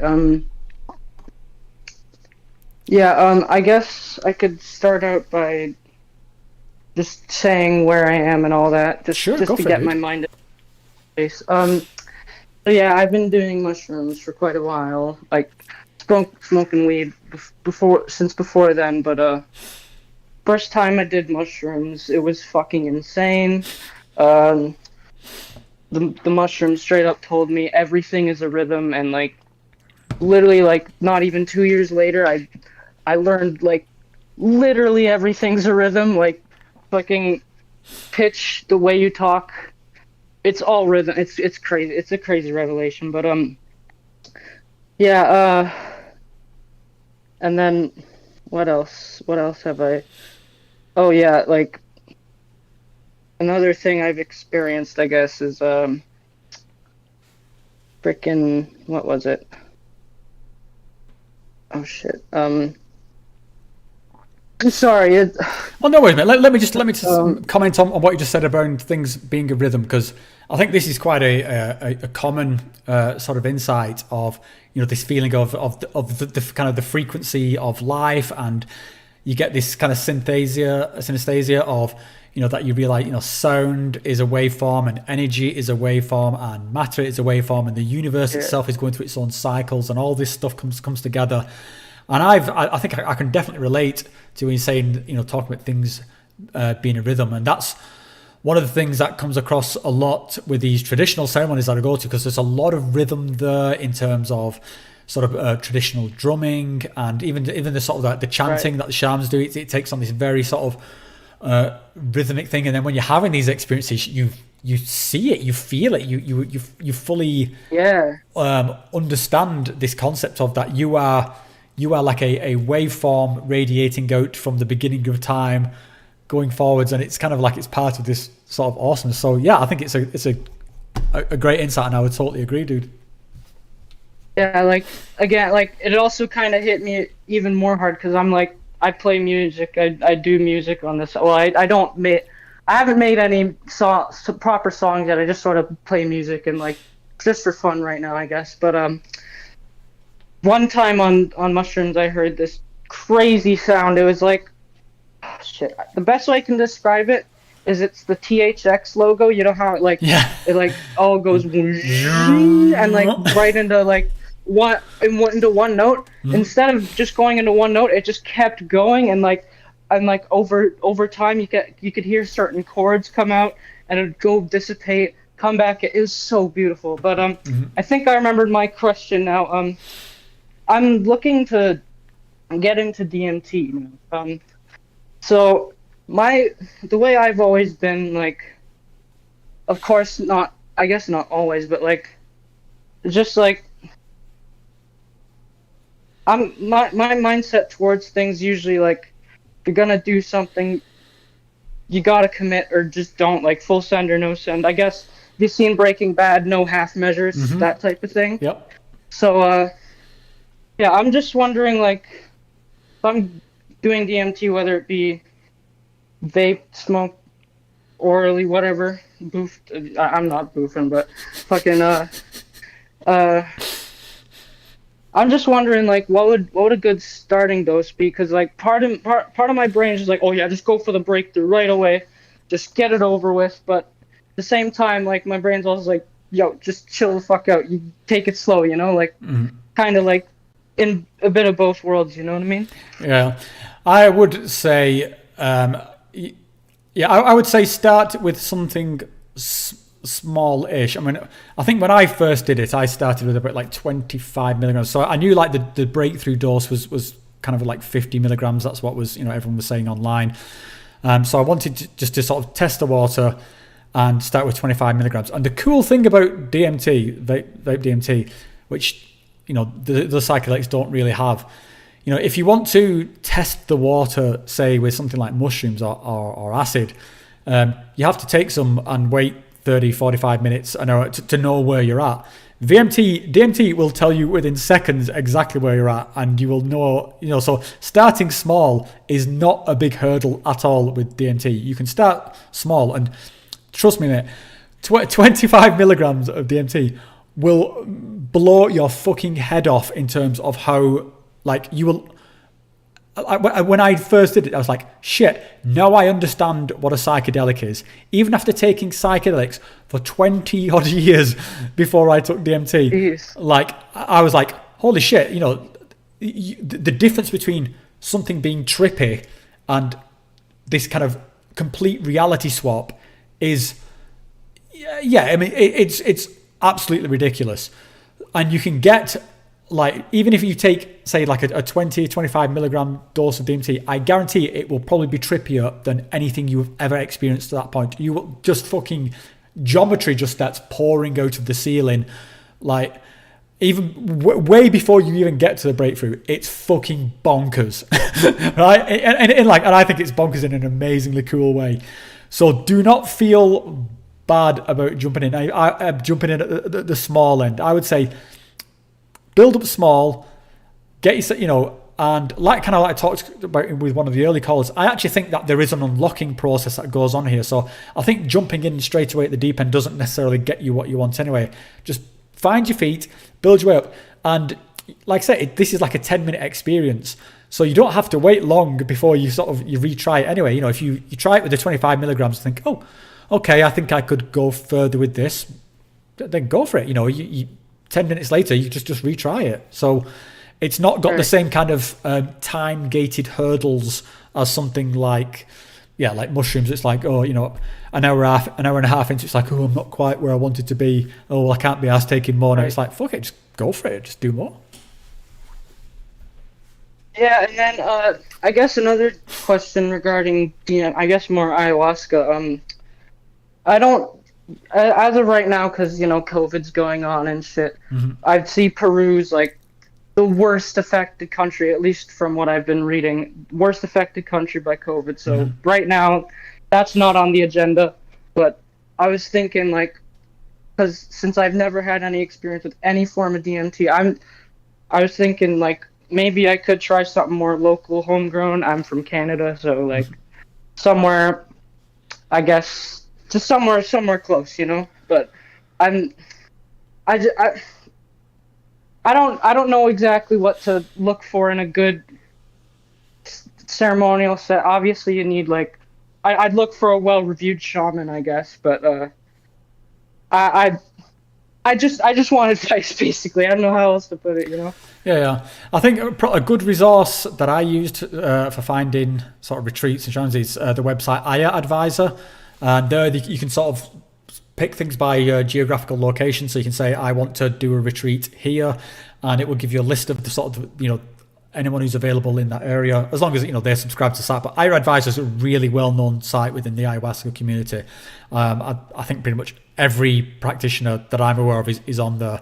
And then also, you know, people can leave reviews and stuff. So that's how I found pretty much all the retreats that I've been on, is that I go there, I know what I have in mind, what I want from a retreat, and so then I can sort of go and, you know, find things in the place where where I'm looking to travel to, and just sort of read through some of the experiences there and see if other people's experience sort of, you know, is in line with what I'm expecting.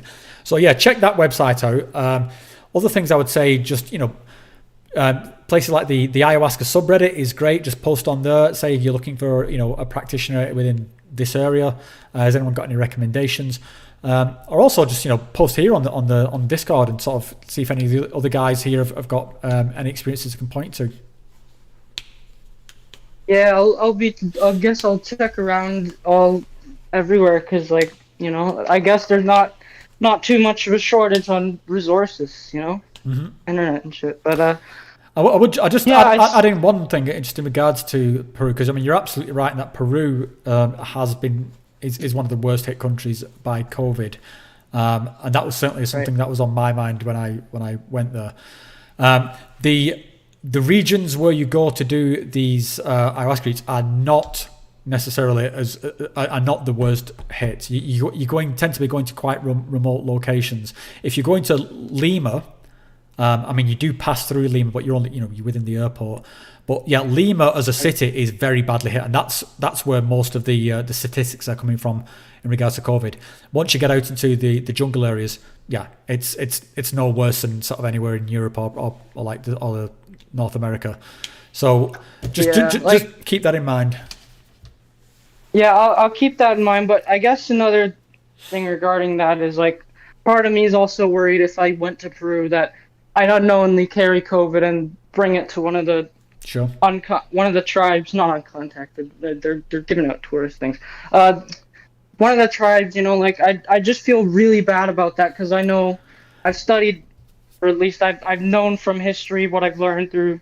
Yeah, for sure. Indigenous populations, you know, they get really affected by sicknesses because, you know, they haven't had they've been denied medical resources, like, at least modern ones. Like, they do use, of course, sacred medicine and all that, but that can only get you so far in certain situations, right? So. Yeah. I mean, it's a very sort of ethical stance. And I will, you know, just add in there, when I went, they absolutely test the fuck out of you to get, you know, to do their due diligence around that situation. So you will get tested.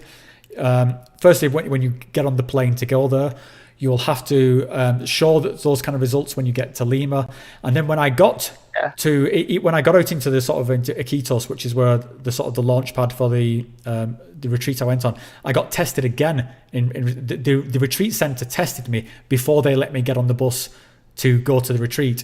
So trust me, they have got you. They know before you go to the retreat that you are negative. So again, this is not to necessarily talk you into going to Peru. I think if you've got your concerns, then I think these are very valid concerns. But just to let you know that there are systems in place to sort of to negate some of those things. Yeah, that's good to know. Like, I don't think I'd be going to Peru even minus COVID, because, like, I kind of need to save money right now, and, you know, but, like, I think honestly that's all I've thought out to ask, and also I have to go to work soon, so there's that. But it was nice talking to you. It's my pleasure talking to you, mate, and hope you have a good day at work. You too. Well, I guess you're not really working; you're more just chilling. But tomorrow morning I will be, mate. All right, dude. Bye. All right. So I'll see. I think see if we can try and fit in two more hands raised to see if we can get these done before we wrap this up. So Faith Gamer, if you click the button to come speak, and then I'll do one more after this, and then that will be it for this live stream, which has been awesome. I've really enjoyed this. Hey, Faith Gamer, how you doing, mate? Hello, I'm great. Thank you for having me on. Pleasure. So yeah, I'm really excited to speak to you because, well, first I really enjoy your content here on YouTube, and I'm just worried about my English. I hope it will be just enough for you to understand me. Sounds perfect to me, mate. Go for it. Okay, nice. So I have little thoughts that I'm gonna share with you in the form of questions.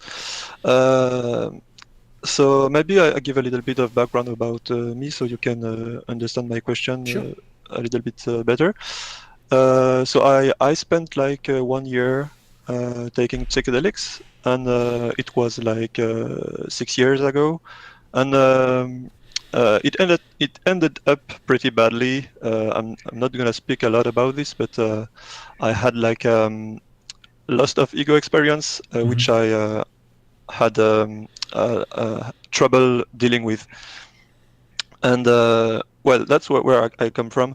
And my question is, like it's gonna be two questions, maybe, but it's about the same question. Through your journey with the psychedelics and this experience, maybe you start having this new perspective on the reality, and then you open up. I know a lot of people tend to catch on new belief systems. As I understand, you try to be like mostly scientifically based belief. As I see your content, I'm wrong.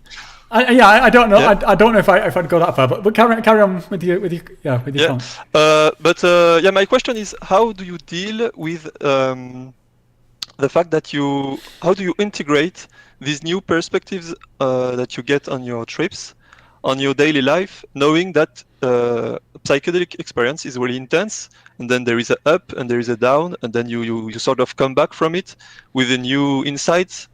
But I mean, a lot of people, and I don't know about you, I think you're doing pretty well, but a lot of people will end up maybe attaching themselves to ideas which, when they live this experience, it's something really true, really pure, and they love it so much that they attach to this idea, and by attaching to this idea, they transform it into something that it's not really good. That my question is, how do you deal with that? Yeah, it's a very tricky one to put into words without just kind of falling back on cliches like saying I stay grounded, or but I mean that is the kind of the reality of it. I talked to one of the early callers about viewing myself as a kind of as a lens with experience kind of passing through me.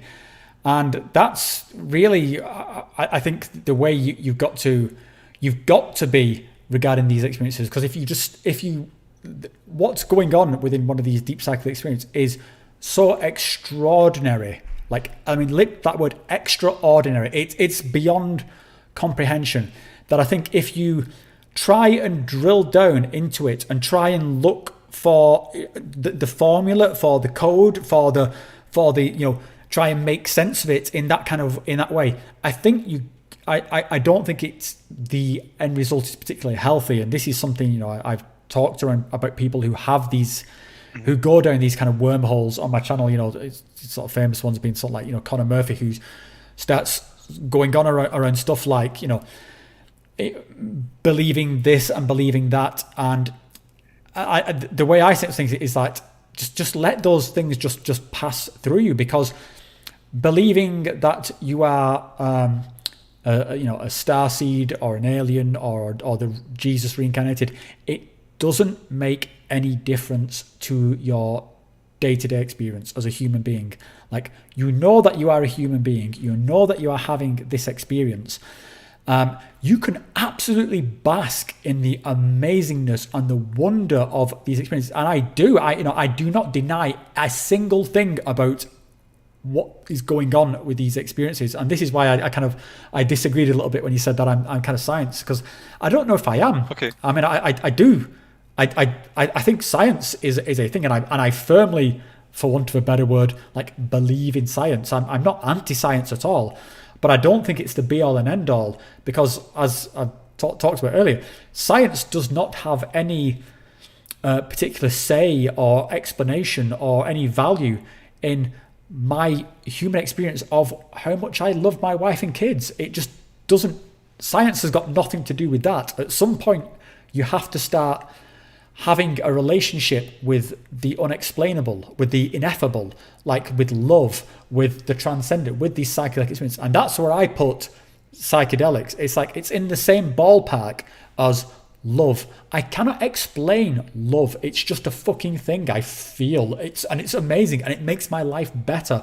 There's no script I can write about it, or no words I could do. The best I could do would be come up with some poem, which would be just as much gibberish as half of my trip reports are.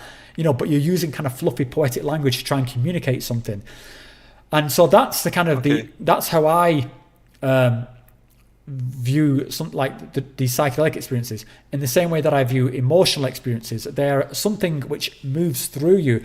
And if I sat there and got bogged down in something like grief or sadness, which I or have done, I think this is what happened with people who have depression. They are getting stuck in an emotional state, just as people can get stuck in a mental state with these psychedelics. So it's like, aliens, what does it mean? Am I real? Is everything real? Is it a simulation? It's like, does any of that serve you?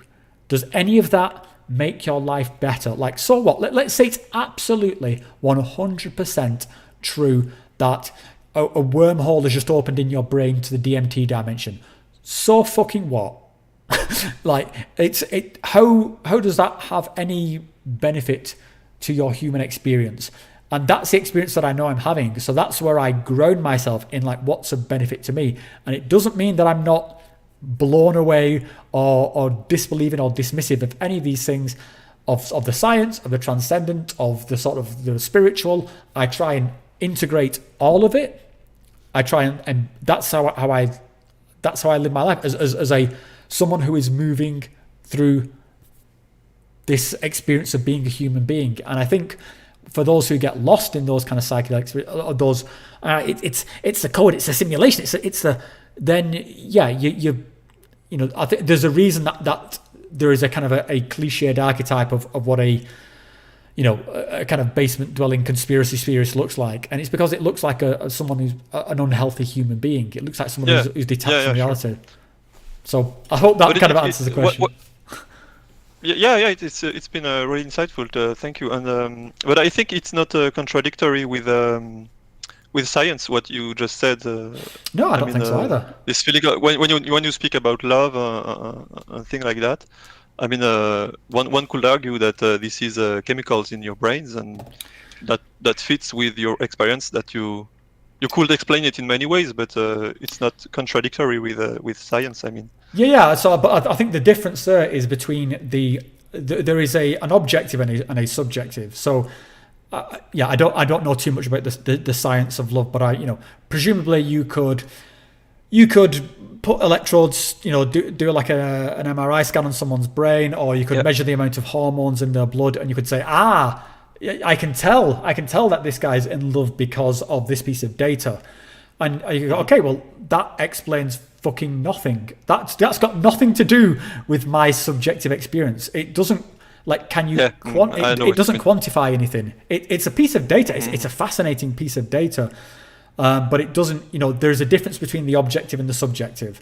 And I think you've got to have these sort of feet in both worlds. So I love science. I consider myself completely pro-science. I am in awe of scientists, and I'm not dismissive of it at all. But I do think that there is a certain element within the psychedelic community which is to science, and is just this kind of like, it's just drugs acting on your brain. Yeah, well, it's just hormones acting on my bloodstream, but it made me fucking marry this woman and have children and have the most meaningful experiences of my life. So to say it's hormones, it doesn't. What the fuck does that mean? Yeah, I got you. I want to quickly follow up with a second question, which is in the same path. Sure. Which is I see a lot of people, and psychedelic world and spiritually related stuff is also a lot linked together, and I see a lot of people. From my perspective, I think there is like kind of I will say an addiction to healing. Yeah. Like I see a lot of people like, oh yes, I've been through that and that, but now I feel that I still have that and that, and I go deeper and deeper, and I heal and I heal and I heal, and sometimes I feel that maybe this is a little bit too much. I don't know. What's your thoughts about this? Yeah, I totally agree, and this is a tricky one. I think this is something that Minty alluded to earlier.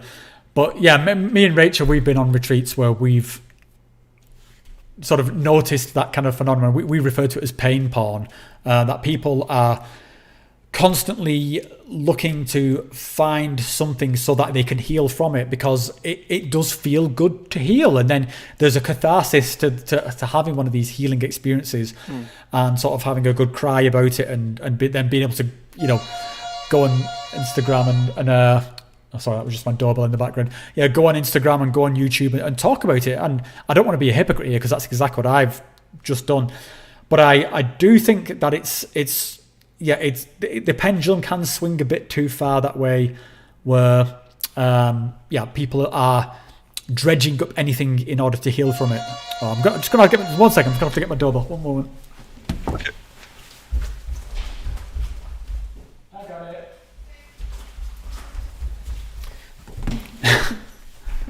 Oh, the joys of being live. So I think it's a real thing. I think I think that the thing I'm trying to get at is like, try not to make it be a performance. Like, if you genuinely feel that there is something to be healed, then I think that's sort of valid. But I think this is something that we're kind of struggling with a little bit in this kind of psychedelic renaissance, and as particularly with around these kind of plant medicine things, is that I think we should be careful not to make a caricature out of it, not to make some kind of absurd performance and just need to heal everything. And I also, like as I mentioned, I don't think there's anything wrong with just saying, look, I want to have a fucking awesome time. I want to reconnect with myself as a human being. I believe that's a form of healing, and I don't think people should shy away from that. I don't think it always needs to be, oh God, I've got depression. I've got, some regressed memory that I just invented. Just like say, look, I'm trying to connect with myself. I think that's fine. I agree. Yeah, I totally agree. Thanks. I think you answered my question. Cool. Well, thank you very much for joining. Maybe I'll speak to you next time. Yeah, great. Thanks a lot, and have a nice end of stream. Cheers, dude. Okay, I'll just do the last hands up is Dejuro, I think that's pronounced. So Dejuro, I've saved the best till last. If you press the button, you can come up and we can have a chat. If you're still there, mate. So there's a little button somewhere where it says, it says come up as a speaker. No. Oh, there we go. Hello. Can you hear me? I can hear you, mate. All right, pretty cool. I'm quite excited. Awesome, I look forward to hearing it. You'll be the final speaker tonight, so take us out on a bang, mate. Yeah, so I heard some people coming up and speaking about the psychedelic experience. Then there was this guy speaking about the scientific measurements about what's going on, and then also you guys were speaking a little bit about that spiritual experience. Mm-hmm. So I want to start off by saying, I'm a refugee from former Yugoslavia, so I came to Denmark young, growing up kind of as a refugee in an ego of, anger, I guess, sadness, whatnot. And at the age of 23, I diagnosed myself with cancer. And I went to the doctors. I caught it fast, but they neglected it, and so I went on living with cancer for 3 to 4 months. I knew I had it, but they didn't believe it.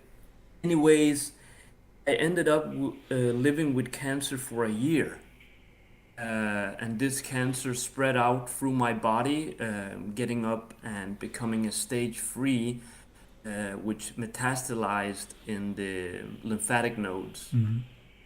Yeah, pretty rough story. Ended up with a lot of side effects like tinnitus, decreased vision, and yeah. Anyways, I had to go through chemotherapy and later on surgeries. I remember in the beginning of this chemo, I was like, well, this isn't that bad. But in the later rounds, the pain and suffering and that sensation of dying, I can't explain it, but I think, if a person dies, it's an instant almost. But when it's chemotherapy, you literally feel that life energy getting sucked out of you moment by moment. And I believe in the later rounds, I died. And I had an experience, and this experience was immense. It was light, it was warmth, it was, you said it before, it was like loving and embracing. And to some degree, I think I wanted to let go of the body, but something was telling me that I had a purpose, and I got shut down into my body. And from that day on, I've been researching what I've went through. This has led me, I've been studying the spiritual side of many religions and methods and paths. And then I felt strong enough to try psychedelics. When I tried psychedelics for the first time, such as mushrooms, I was like, this does remind me of the experience that I had. So my question to you is, have you had spiritual practices alongside with your use of psychedelics, or are they only psychedelic? How do you interpret that thing that you experience? So to the first part of your question, I do have other practices alongside psychedelics. So meditation is something I do. Not as frequently as I should, but I do have a meditation practice, and that I started kind of like after I started psychedelics. I got into meditation really as a way to get myself in the right mindset for going on some of these things. The other main one that I use, which is kind of a little bit hand in hand with meditation, is there is a practice called based on a substance called Rape. It's this kind of like a South American snuff. And I use this as a kind of like almost on a daily basis. It's not psychedelic in itself. It's just a kind of like kind of plant-based snuff. And you blow a little bit up both noses, and you kind of like do a sort of a meditation with it. But it's a kind of like a different kind of practice to meditation. I also do stuff like breath work. So there's a few different things that I do around and kind of are integrated around my psychedelic stuff. Just to, for the second part of your question, was it you're asking like, does that sort of have any sort of impact on my sort of opinions around death? Was that what you were getting at, or? Kinda. So for me, that experience which I had, it kinda made me understand that I have a spirit in a body, and it made me understand. It takes some time, I think, for the consciousness to develop. So, okay, let me ask you another question. It's a question that I've felt. I've met people, and when I look them in the eyes, I see they have awakened. They have also awakened into confusion.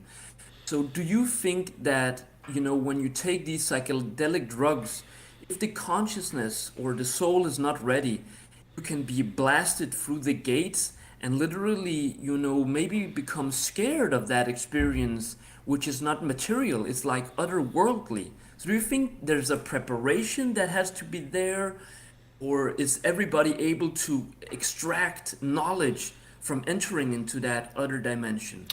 Yeah, I don't think everyone is able to extract knowledge or even to have a good experience. And I've been with my fair share of people who have had these experiences and I've been completely horrified them. Horrified, not necessarily that it was a bad trip, not that they saw like lizards and crocodiles and horrible things, but just that this bizarre experience could even exist that was so far from what they understood as reality. It was just like, oh yeah, I'm glad I had that experience, but I never want to do that again. And I've also seen people come completely undone from those experiences. So I will always say these are not necessarily for everyone.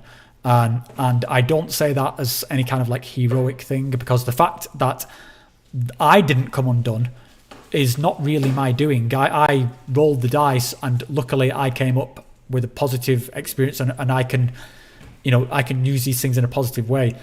It's not that I'm particularly hardcore or that I did some sort of kind of special training to do that. That's the way the cards fell for me. So yeah, I mean, I think I don't buy into this kind of ideas that everyone should take psychedelics, we should put it in the water, or if only Donald Trump did psychedelics and all this kind of shit that you see in the news. I don't think that's all. I think that it's something that you can get called to, and that if you're in a certain place in your life that you can get immense value from them, but they can also be just as much of a form of escapism as anything, like we talked about, people who have sex addictions. Sex can be a wonderful bonding experience, or it could just be, it can be a very unhealthy thing that you're doing to yourself, like, when you go into this addictive mindset. So, yeah, I mean, the kind of short answer to your question is, I think you can do these things and not get much benefit from them. And I think there are plenty of examples out there of people who haven't.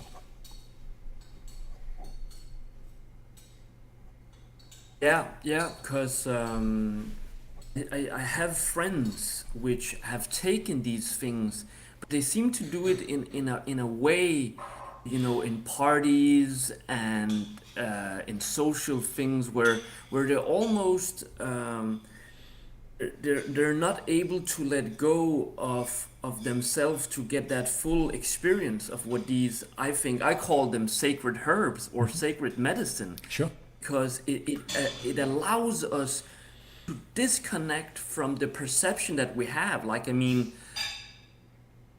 in my journey, since my experience and through my spiritual practices, like I went to India in search of trying to understand what I had perceived. And I also went through meditation, pranayama, which is breathing techniques, and then also the physical form of yoga. And what I came to understand was that these practices of methods they have actually kind of took me away from my thinking mind. Like I studied philosophy as a way to try to comprehend what I had experienced. Also trying to see if I could, get closer to the divine source of, that which is. But I caught myself being in my mind. Mm-hmm. And I think when we are able to let go of thinking, we might be able to connect to a higher reality of feeling. And I think a lot of people are having a difficult time of doing this, because even when I speak with people that practice yoga, like I teach yoga, a lot of them, they say, well, I can't sit for 5 minutes without thinking. So what is your opinion about this thinking mind and maybe the feeling side of being a human being? I think they both. Psychedelics as well. Yeah, I think they both go hand in hand, and I think it's one of those things whereby if you like too much of anything, I think it is bad. So when you get somebody who is very in their own head, like this kind of too much thinking, and that all they're thinking about is, they're forecasting the next word that comes out their mouth, and everything is they're trying to like plan every aspect of life. And I've been super guilty at this. I'm a nightmare for this. But if you're too much in your own head, is not a healthy way to be. I also think that I think the completely blank slate aspects, the typical, sort of when we talk about like a typical enlightened person, of someone who's sat in a cave in complete silence for 6 months, someone who can be that much of a blank slate. While I've got sort of respect for that, for the amount of discipline that it takes to do that, I don't see that as a particular. That's not the experience that I want as a human being. I'll put it that way. I think what we need to be able to do is straddle both these worlds, and this is the kind of the integration of the old traditions, like sort of like meditation, with sort of things like these plant medicines, or psychedelics, or whatever it is that you use, whatever practice it is that you use to sort of add something in, and you got to integrate this into this human experience. And because I not to sound too kind of like childish about it, but I want like I want this technology, I want my modern life, I want sort of this, what is happening right now, the fact that you and I are communicating across the internet that somebody invented, is fucking amazing. And that didn't happen because some dude sat in a cave. But also, along with all that, we do need to have these, I think these disciplines offer immense value in moderating, the sort of the chaos of our minds, because we are always thinking about all this stuff. I mean, just me preparing for this live stream today, I was thinking, oh God, check this bit of technology, make notes about this, got get an iPad ready here, get all this shit, and it was like, and I get very lost in this, just in my the egoic part of me that is this guy on YouTube, and like even when I go to somewhere like say the Amazon. Then I'm like, I'm packing all this camera equipment. It's like, okay, make a video about this and set up the camera here and do all this. And it's like, and then there's another part which is like, no, dude, fuck all that. Have the experience, be the human being. Yeah. And I think this is the challenge of modern life. We are trying to, I was a really good phrase. I'll see if I can get it right. It's something like, we are like Stone Age, we're like Stone Age people with godlike technology. And so our brains are trying to catch up with this existence that we've made around us.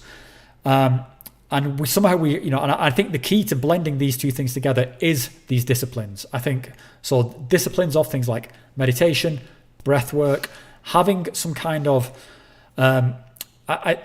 this would probably almost be like a separate live stream or a separate 2-hour conversation itself, but I believe there is something to having a spiritual framework, to having a way that you can balance yourself so that you know that you're on the right path.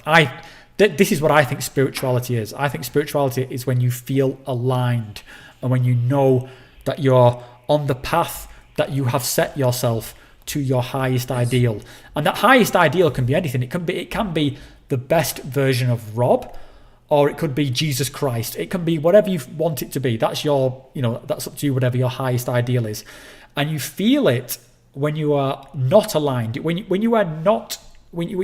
I've had a shitty day at work and I've been a dick to my wife, then you feel how off center you are. And then when you put into practice that framework, you feel yourself come back aligned. It's like, there I am.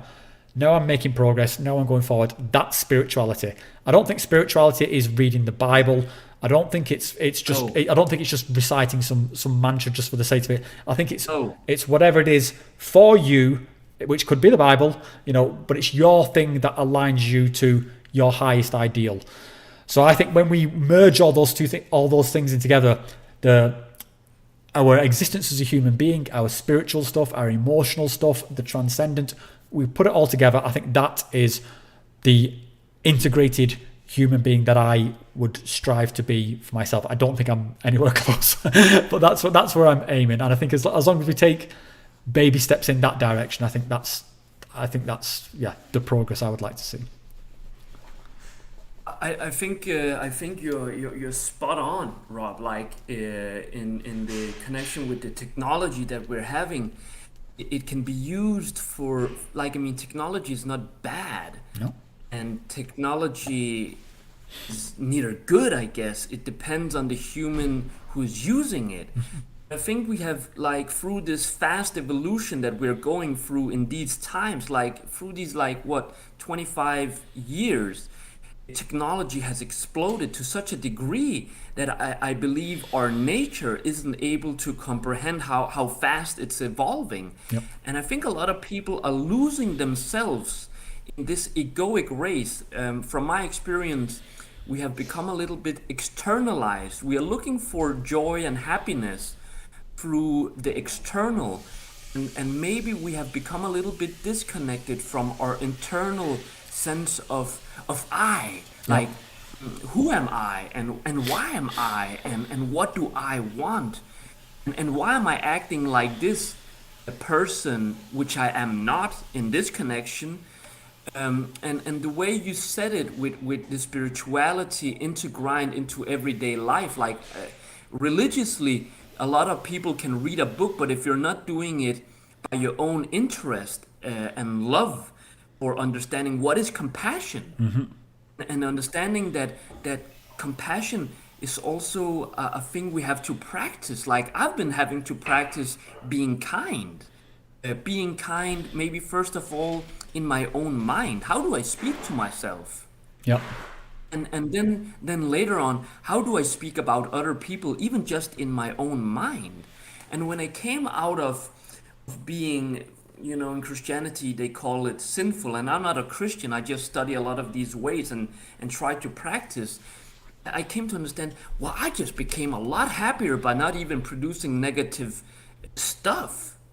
I mean, yes, life's tough, definitely, but without the bad thinking, holy Christ, like, it becomes a little bit more brighter, doesn't it? It does, mate. Practice. Yeah, I totally agree, and I'm as guilty as this for the next one. I think part of it is, it's kind of my upbringing, and that's kind of shaped the sort of person I am. But even I find myself, because I've got a lot of people talking to me via things like YouTube and comment sections, then and the context of these dialogues is like, you have a comment to write back. And yeah, I could, I think this is one thing where, like, the internet sucks. It sucks for having these kind of connections to your fellow human being, but it feels like you are having a connection, but you're not. You're having connection to this kind of, like, some kind of online projected thing. It's not quite there. That's why I wanted to have this format so much, because I really wanted to have, I think we can feel it now that having this kind of conversation, there's so much more value in it than could possibly be had via a text-based dialogue. So yeah, I think this is the kind of, it's like the plague of our times, in that we through losing our connection to sort of, I think communities is the word I'd use here. I think online communities are not a substitute for real communities, and sort of talking to people online, particularly in text-based stuff like comment sections, or it's just not a substitute for those real connections. And I think if we can balance that, if we can understand that, but do other things that give us this sense of community, and that community as well can be community with ourselves, because I think this is one of the worst things in this time, is that we lose so much connections with myself. I know I've been completely, like, so out of touch with who I was, who I wanted to be, and just so far up my own arse that it was I was like, why would I do this? Why would I treat myself so fucking badly? Why do I not love myself enough that I would make myself feel this bad by eating all this fucking shit food and having all these shit toxic thoughts and watching all this shit fucking news on the fucking internet? Like, why would I do all this to myself? And once you kind of realize like that, then you can start treating yourself a lot better, and you can start treating other people a lot better, and it feels so fucking good, and it comes for free. and it's got to the point where I've really strongly considered getting to a point where I want to do some kind of service, something where I can go and help people in some way that has no particular incentive for me other than just helping people. Whether that's through something that involves me going like volunteering at some kind of psychedelic retreat, or offering my, trying to do some things in my local community. I don't know, but I feel in my heart that will, that is something that I need to do, and I think it will be part of my. I think it's something that my soul needs to do, and I would encourage anyone like sort of to try and be a bit more, like you said, and I think you phrased it brilliantly, like be more compassionate to each other, and just sort of, and I think that will bring a lot of happiness. So I think I'm waffling a little bit now. Yeah. If I can come with I forget what the English word. It's like my experience. I came to a point during the Corona times, and I was like, am I gonna sit down and study philosophy and just be spiritual in my own home, or am I actually gonna practice what I kind of preach? So I decided to go through fear. Like, I'm a person, even before coming online with you, I do start feeling the sensation of anxiety, shaking and making my hands cold. The feet become sweaty and my heart goes chickadee, chickadee, chick. But I become experienced to knowing it and then controlling it.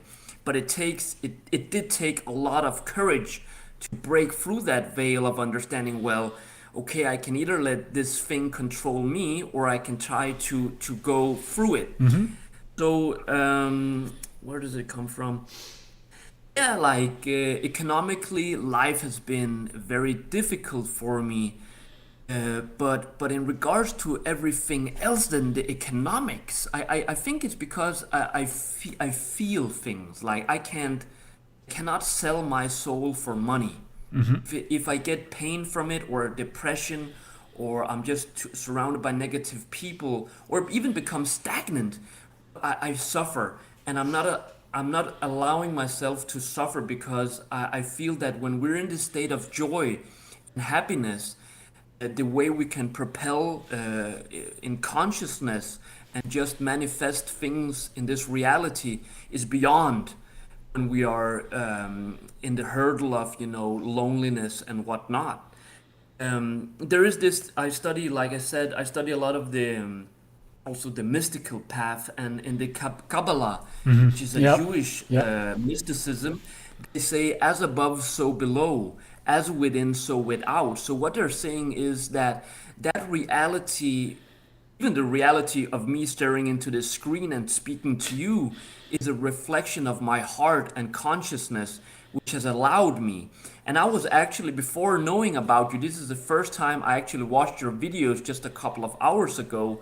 I was searching into how do I make my own ayahuasca. And then I saw your videos, and funnily enough, I saw you were live. And now I'm speaking to you, having a sharing. It feels so great. It does, mate. And yeah. Yes, I do believe. Huh?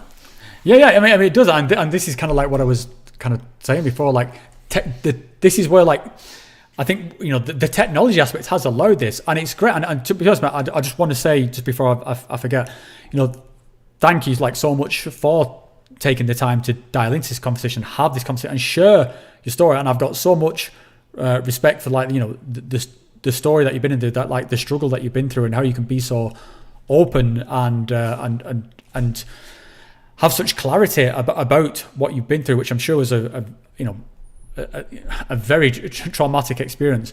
But this is kind of like part of the awesomeness of the age. I mean, I do believe that we are born in like a golden age, and that this is just amazing.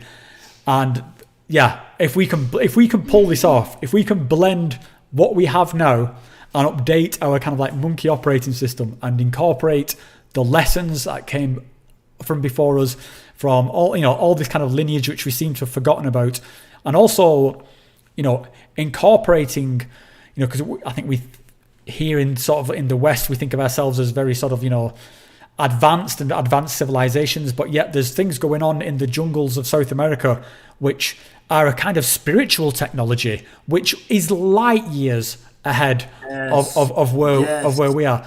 And I think there's something to be gained there from both parts. So I think, modern society has got a chip on its shoulder with itself, with what it perceives as, old archaic beliefs.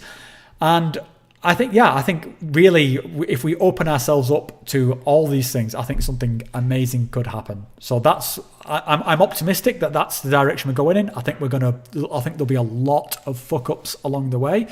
But I think the potential there within our species to get this right, I think is really fucking awesome. Dude, I'm really sorry. I'm gonna have to cut you off because my wife needs to start doing something in this room. But I've really enjoyed this conversation, mate. So I'm gonna repeat this format in not next week, but the week after. Please call in. Let's continue this conversation because it's been awesome talking to you.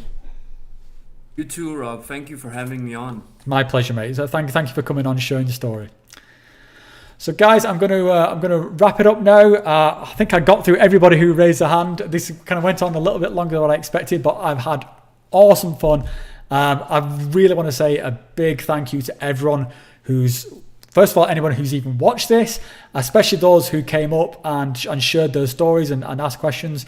I hope you've enjoyed this as much as I have. I'm going to be repeating this every 2 weeks. So next week will be a week off, but then the week after we'll do this again. For anyone who wants to come and share something, ask some questions, even if you've asked before, if you were part of this one, please come and talk again. I want this to be an ongoing community sort of conversation. And yeah, I think this has been absolutely awesome. So I will say good night there. Thank you so much to everyone who's been involved, and thank you for watching Beyond the Breakthrough. And if you enjoyed this, then do the usual shit, like, subscribe, do all that sort of stuff, and I will see you guys next time.